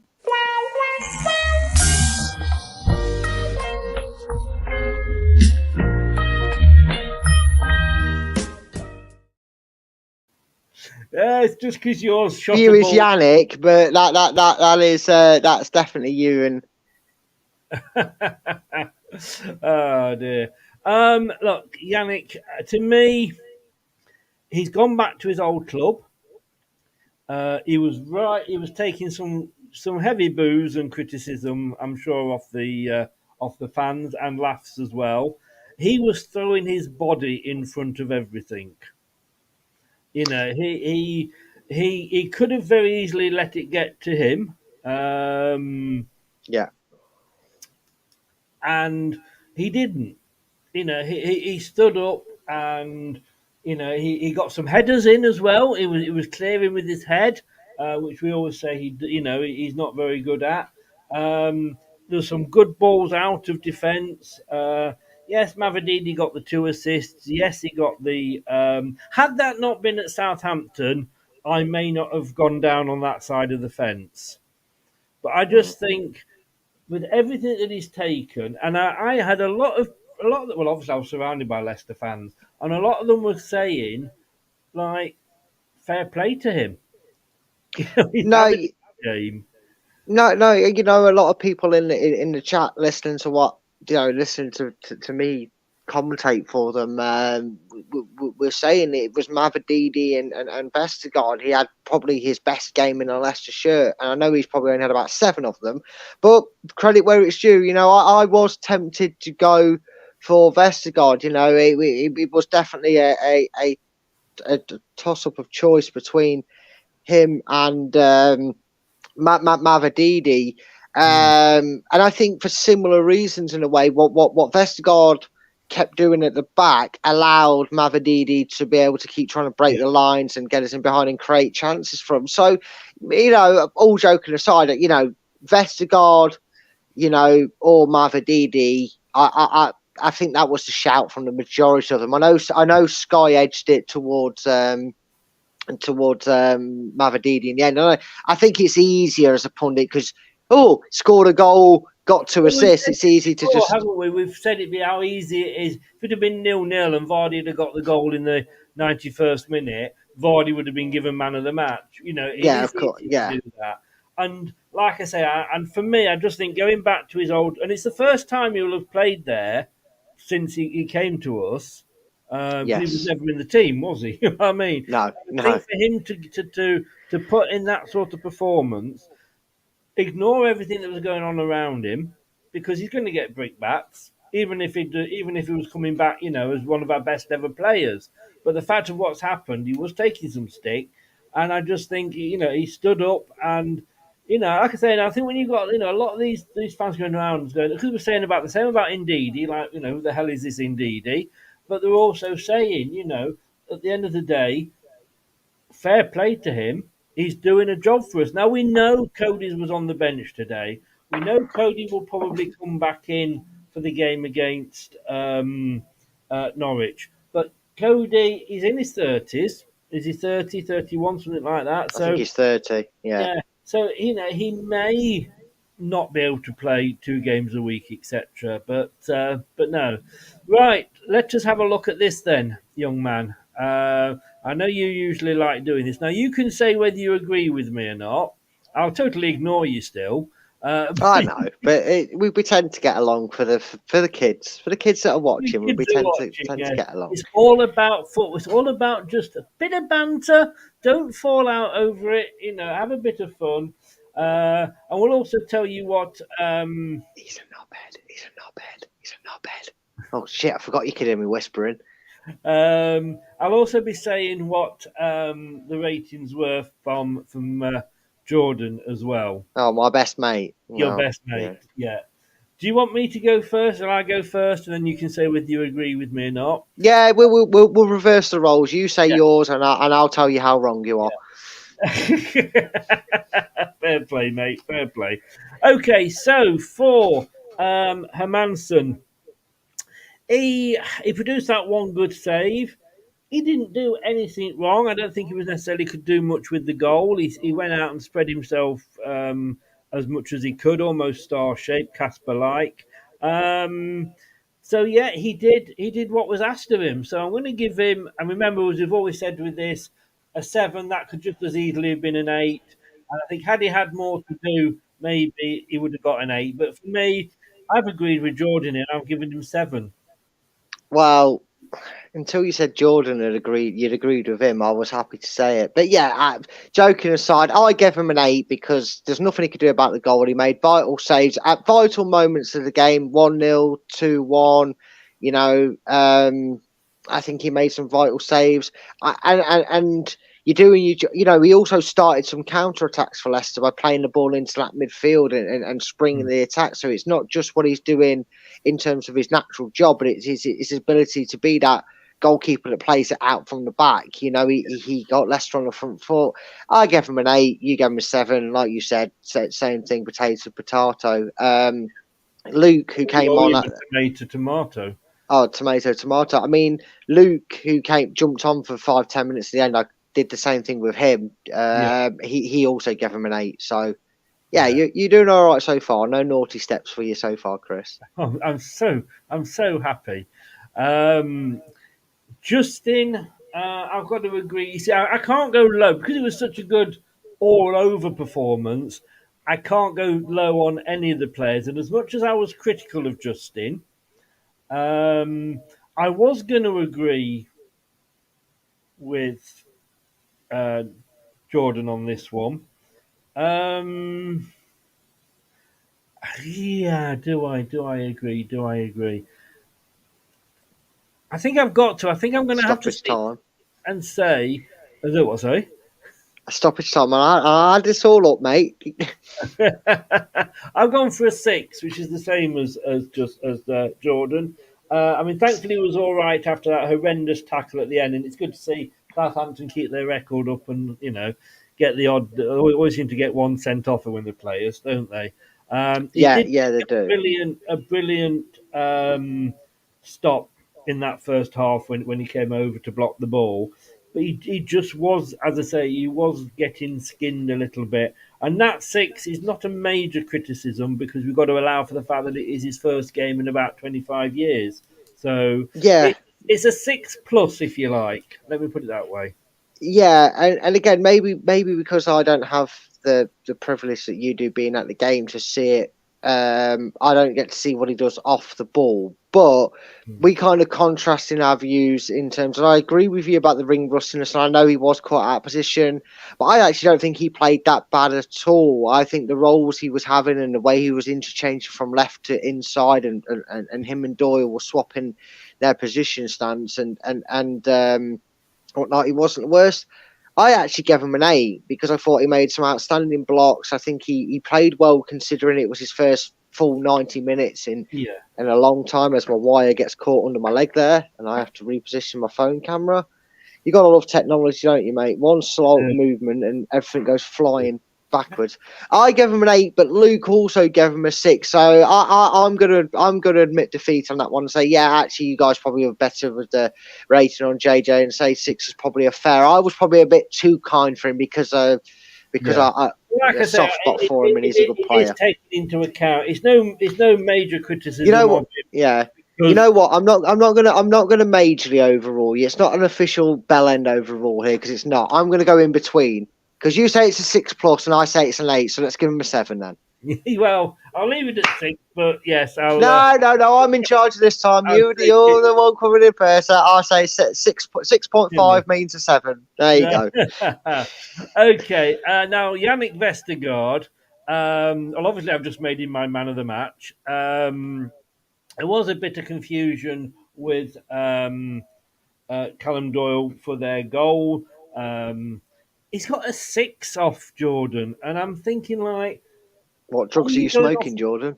Are you going off reputation here? Because it's Yannick, therefore, he must be more at fault than Jordan. He isn't saying that, but I just feel. But look, I made him my man of the match. A hell of a lot went through him. He gets a 9 from me. I mean, obviously, he's not my man of the match, so I have gave a 9 elsewhere, and I think that's pretty obvious of who I've said. But I'm with you, Chris. I don't know if it's just because he comes with a stigma now and people can't let it go. If I had options to press a button on it, I'd say that Jordan needs to, frozen it and let it go. Because I gave Yannick an 8. I think he was superb. I agreed with a lot of people. It was probably his best performance in a Leicester shirt. I think he's showing more resurgence. And I think, even criticisms that me and Kate have had about him not heading the ball not much. This 6-game run, 8-game run if you include the 2 cup games I believe he played in as well, has really shown he's grown in confidence. He's been out of the game for 18 months because of a bell end. So I gave him an 8, mate. And like I said, I don't begrudge you making him man of the match because it was a close contest. Yeah. Oh, Erling Haaland and goals go hand in hand. He's made it 3-1 to. Oh God, yeah. I thought it was 3-1. I didn't know it was scored. And there were protests at Spurs. Spurs have equalised. It's funny what happens when you get a run in the team, isn't it? Yeah. It's amazing what confidence can do. Right, Callum Doyle. I know you like to give the same for both the centre backs. It was probably not his best game in a Leicester shirt. But, I mean, Jason has given him 4. Sorry, Jordan, it was Jason. Jordan has given him 4. Oh, lay off him, mate. Come on. Yeah. He was better in the second half. I will say that much. He did improve in the second half. But, yeah, go on, Chris. What's your ratings? Because that's just ridiculous. Jordan must have had a bet on or something and lost. I'm going to give him 7. I was thinking 6.5, 7. If I gave Justin 6, I've really got to give. Do I? Do I go 6 or do I go 7? I'll tell you what. I'm not going to overrule you here. I'm going to save you the agony. I gave him a 6. I thought he was very poor. at parts in that first half.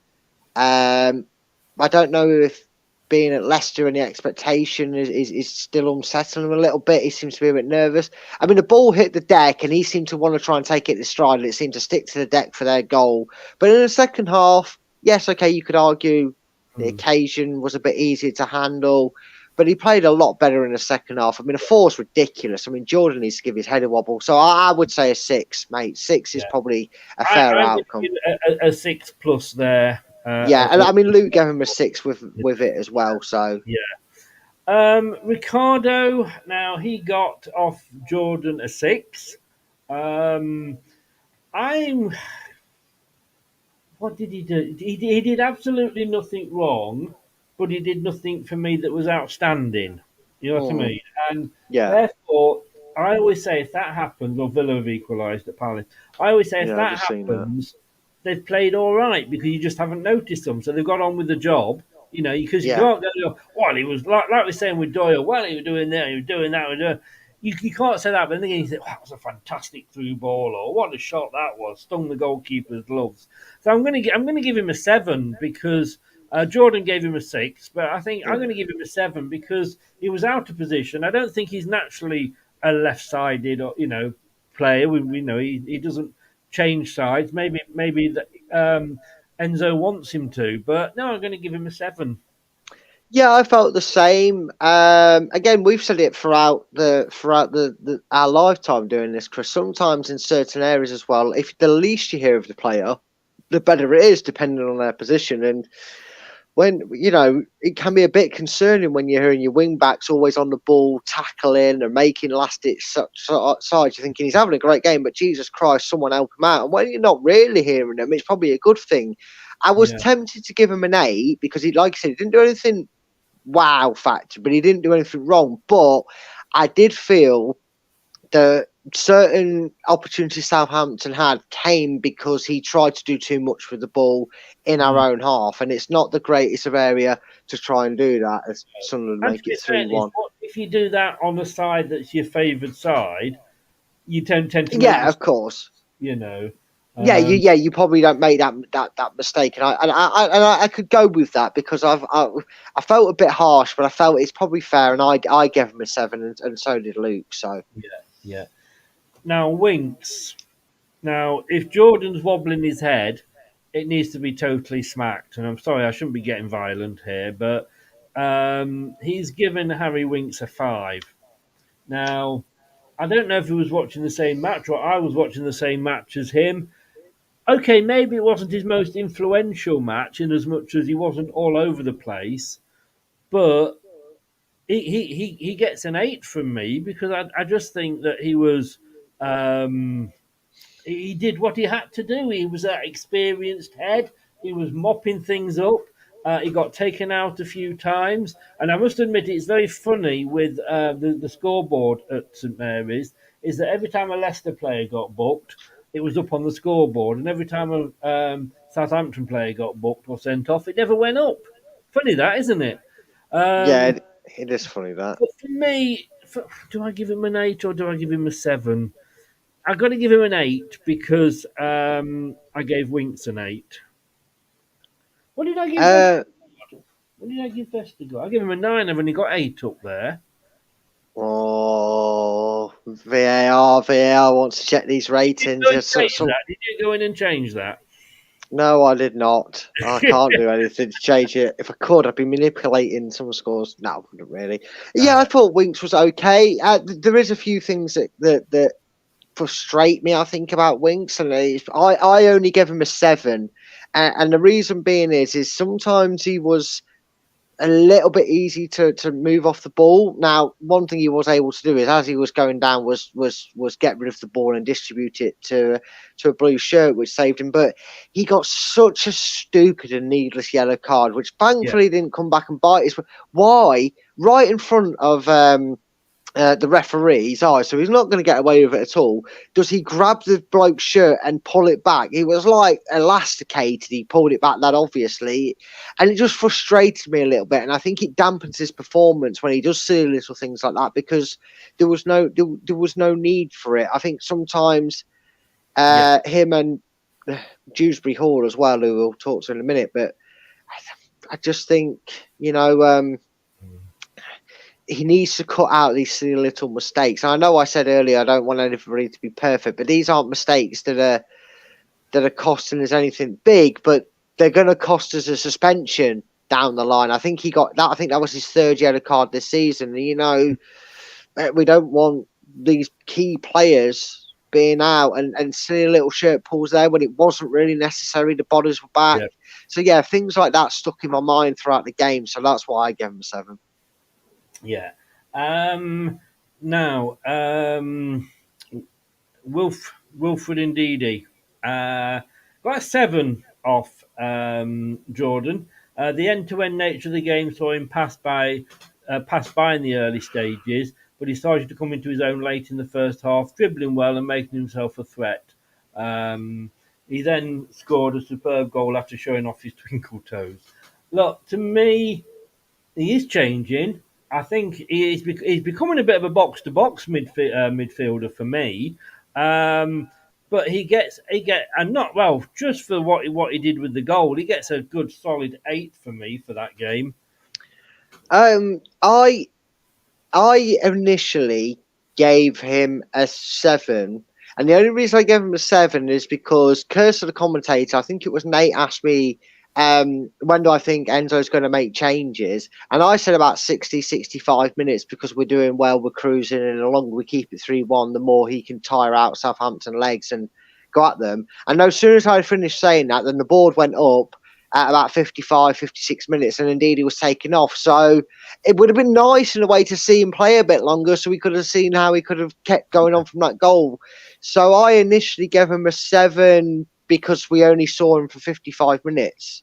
Yeah. But 7, 8, yeah, I'm trying to think of it as a logic. How long did he play? How long did he affect the game for? And had he played 90 minutes, he probably would have been another one. We were talking about man of the match performances, but because he only played 55. Winks, by the way? Sorry, what did you give Winks? I gave him a 7. A 7, that's okay. I think the thing as well is you can have a player that's on for 60 minutes affect the game more than a player that's on for 90 because they have that is true. So yeah, I would be happy to if you wanted to overall it and go for an 8 because thinking about it on his. I'm putting down what I am. I'm not saying you're wrong. Oh, okay, yeah, I get you. I'm not overruling you at all. They're your thoughts. These are mine, so I'm not going to overrule you. Dewsbury Hall got a 7 off Jordan, and I'm probably probably a 7+ for me. Yeah, I don't know about a plus. I think he obviously made that killer pass, but again, he has the same issue that Winks does. He gives away silly, needless fouls, and I don't just, some people might look at some of the fouls and go, "Oh no, they're them tactical fouls, Brad." I don't remember a foul that he made in that game where he had to make it because there was bodies back, because he had cover in space. They weren't necessarily in a dangerous area, so I think he had a good game. I don't think he had a bad game by any stretch of the imaginations. And I did with him what I do with my centre-back pairings usually, and I matched it up. And I gave all 3 of them in the end a 7. So I gave Dewsbury Hall a 7. Yeah. McAteer, now we got a 7 off Jordan. I'm going to disagree with Jordan again. It's funny that, isn't it, how we do that? I'm going to give him an 8 because I think he played very well. And to be honest with you, it was nudging on to a 9. I thought he had a really good game. I can see why you bump him to 8. I don't think he was a 9. And that's nothing against him, but I think that's the sort of player he is. And it's the sort of way Enzo's trying to utilise him. And he's kind of like a jack in the box. And what I mean by that is you slowly see him bit parts in the game, and he seems to get more on the ball and more on the ball, and then more forward, and then pop goes the net because he scores a goal. And then that's what we saw with McAteer through that first half. He started off slowly, he didn't really see much of the ball.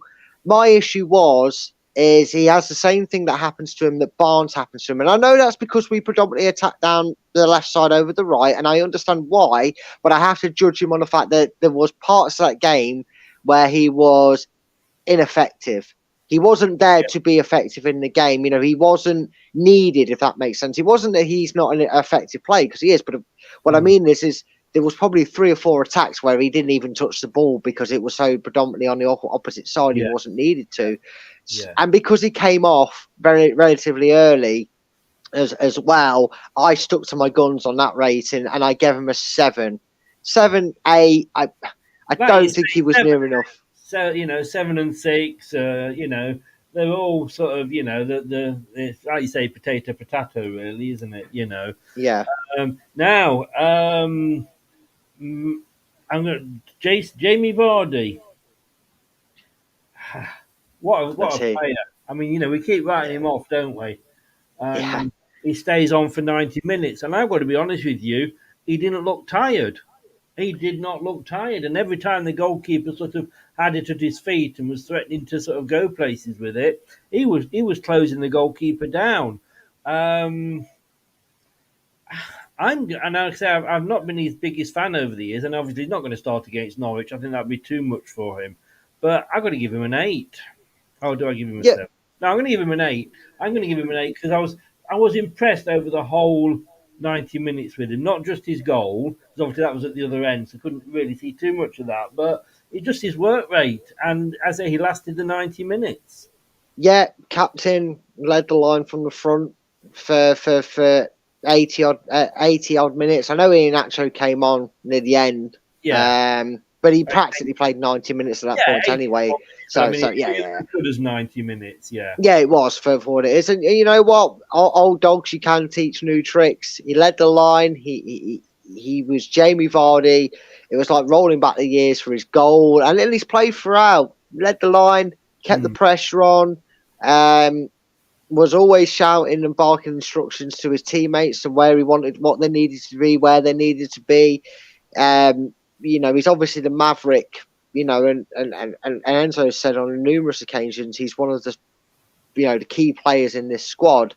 And for me, for once we got the old Jamie Vardy, and I'm with you, and so was Luke. We all 3 of us have given him an 8. I think he was superb. And again, for bit parts of that match, I contemplated him in my list, in my short list, should I say, for man of the match. Obviously, ultimately, he got nudged out. But, it was a solid 8 performance from Jamie Vardy, and it was good to see. Now, Mavadidi. I would love to give him his shirt number, but I couldn't. That's all I'm saying. Let's see what Jordan gave him, shall we? Oh, dear. Not find it. 8.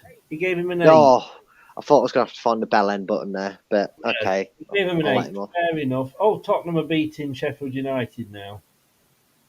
Hold on, they were 1-0 down. Yes. How's that turned around? I literally was looking at it 3 seconds ago, and it was 1-0. When did that go 2-1? It's just come up on the thing. Guys reporting on it saying it was 2-1. Yeah, I've just seen it says 1-0 now, and they've just brought up goal. And Sheffield Wednesday, Sheffield United, 11 minutes. What happened there? Was there a fight?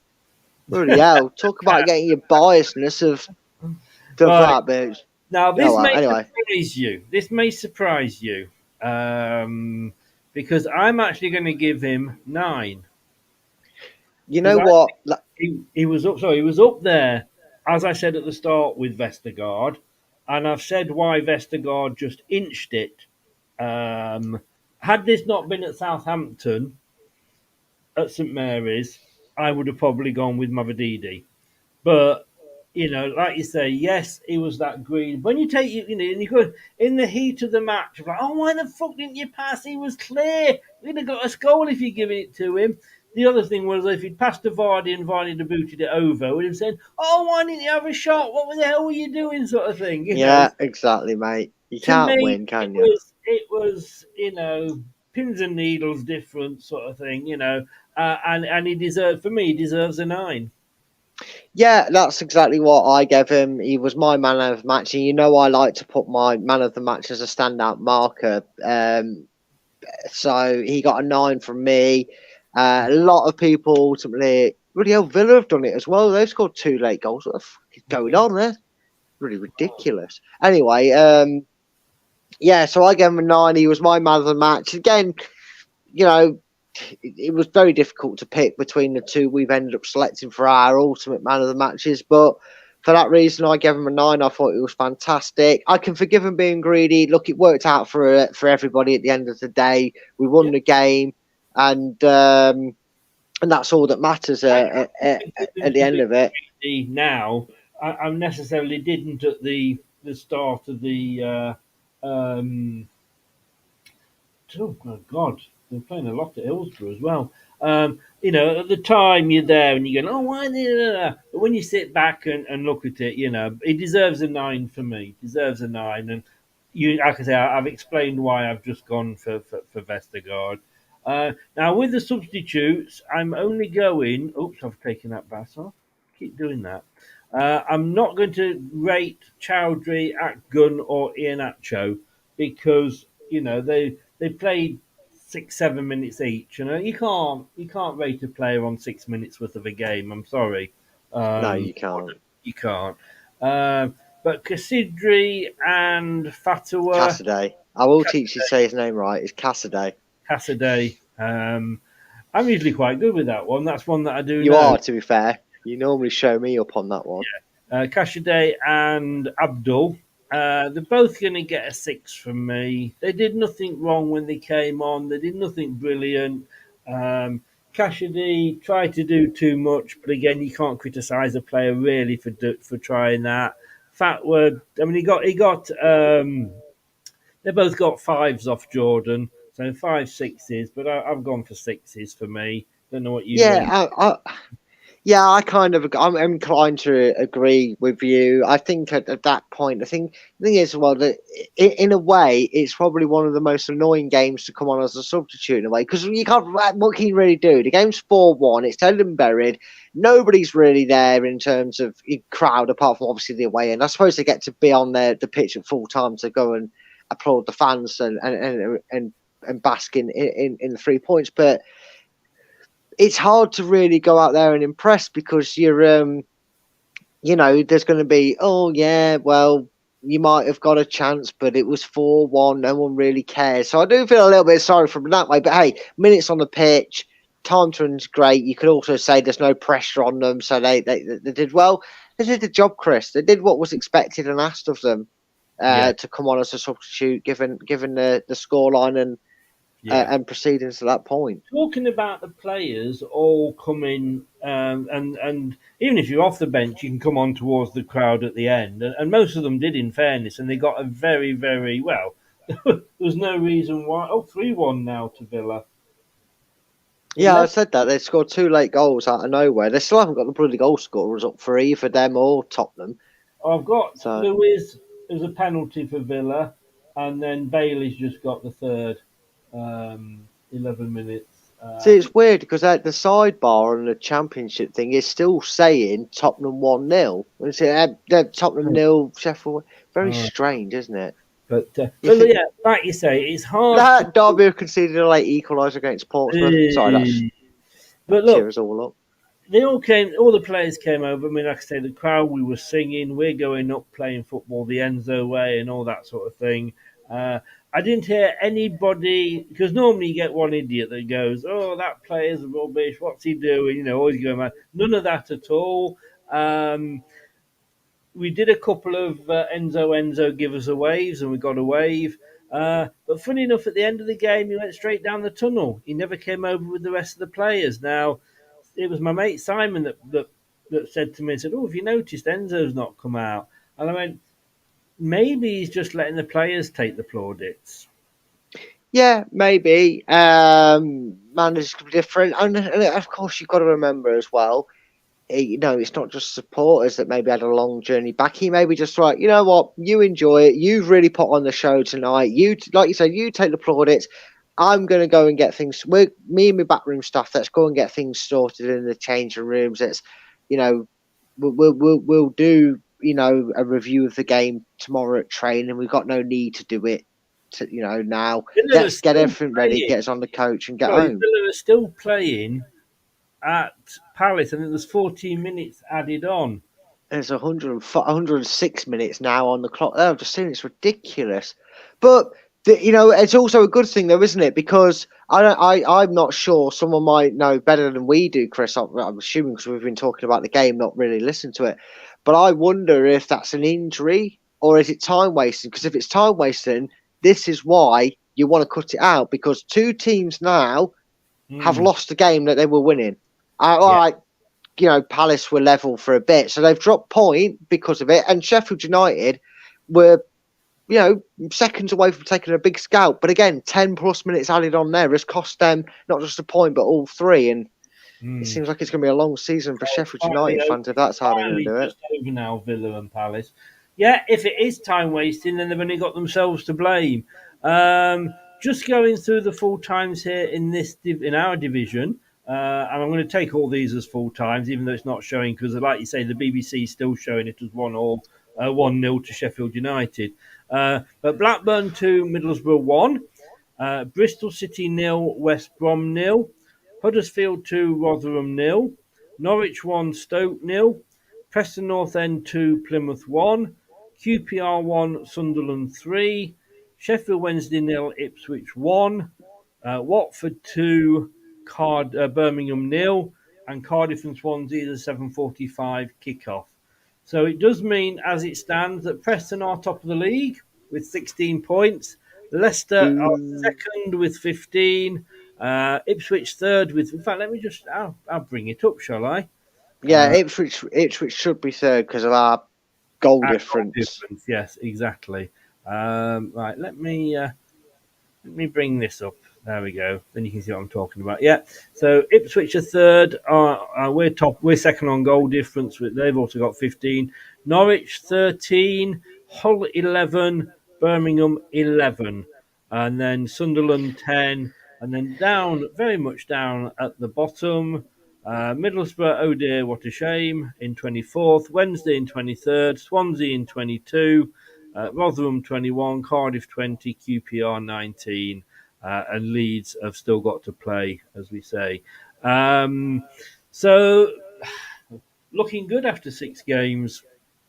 Yeah, it is, and it's interesting you say there that Norwich, I think, you say Norwich are 4th in the league on 13 points. So that puts the impetus again straight back on Leicester. There's no respite in these early stages because Norwich 4th, 13 points. We talk about how pivotal it can be early doors, that Leicester could have that gap opened up between them and the chasing pack. That'd be a great scene there. I think pretty much all them results. We can beat Norwich. That puts us 5 points ahead of them. Yeah, exactly. And again, it's a long way to go, but it's also then they've got to catch up to us, not the other way around. And you'd much prefer that at this stage of the season than to be the team that's chasing. So. Good results, all right.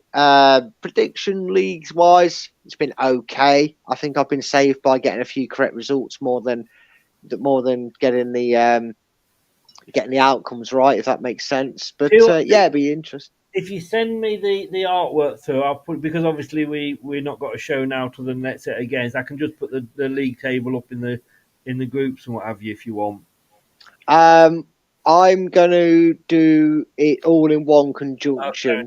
Fair enough. I'm going to do game weeks 6 and 7 together because I might as well figure out how to do the maths all at once because we're going to have a few of these, aren't we? We are.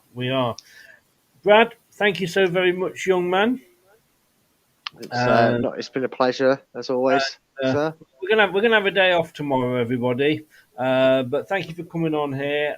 It was great to go to a game, even like I say, if I've got no legs left this morning, and I had to have oxygen, and the car come and pick me up. But it was great result. We march on. It's great. We've only got to win 4 more games, and we've equalled the number of games that we won last season. I don't know if to laugh or cry about that. That's just depressing memories of last season. If we win our next 4 and already overtake it. They've just shown, I think, a picture on Sky. I don't know if you saw it, where a little kid was holding up a huge banner, almost as big as him, saying, "Madison, can I please have your shirt?" And literally, Madison applauded in front of it as he was walking around and ignored him. Oh well, that's each to their own. Some players like it, some players hate seeing it. Some people think it's sweet, some people think it's cringe. I think that depends. If it's a 6-year-old child in the stands, you think it's sweet. When it's a 30-year-old full-grown adult doing it, it's a bit cringy, isn't it? So can you imagine anybody sort of going to watch, like an ex-pros game, holding up a sign saying, "Muzzy, may I please have your shirt?" Yeah, it'd be a bit cringe, wouldn't it? Just a bit. It's not like I'd ever do that. Break into. And Ray, yes, you are late because we're going. But thanks to everybody that was joining in the chat. If you've been listening on the podcast, thank you so very much for that. Thank you to Brad for being in with us. And we'll be back on Monday night with the debate show. And we'll be talking more Norwich on that one. Yeah, looking forward to it, mate. Hopefully we can continue a run. Very eager to keep this going. So yeah, it's been fun doing this roundup show, and we've been given final score updates as best we can as well. So yeah, happy days, mate. It is, and you could say I, for one, am very happy with this weekend's results. I'll give you that one. I was about to say it's getting boring, all this winning, isn't it? But I better not say that. But no, I'll see you Monday night, mate. Thanks very much. Have a good rest of the weekend. Take care, mate, and take care everybody that's joined in. Take care, everybody. Bye-bye. And hey, I nearly forgot then. It's good night from me. And it's good night from me. No. I said it wrong again, didn't I? You did, and even you got it wrong on the show the other day. I did. Well, why do you do this to me, Chris? Why do you let my ADHD kick in and not be prepared? It's good night from him, isn't it? That's it, yes. Almost good. All right, mate. We'll get 1 week. I'll get there, mate. My brain will work. Don't worry. We've only got another 40 games to go, 42 games to go. You might have it right. Yeah, and I'll get it right on a show that's not a match, knowing me. Yeah. All right, buddy. Thanks very much. Have a good weekend. See you Monday. Goodbye, everybody. See you Monday. Take care. Thanks for watching. These videos are tremendous. You better like them too, or I'll be back. This podcast is proud to be part of the TalkSport Fan Network. TalkSport. Powered by fans. That will conclude this evening's entertainment.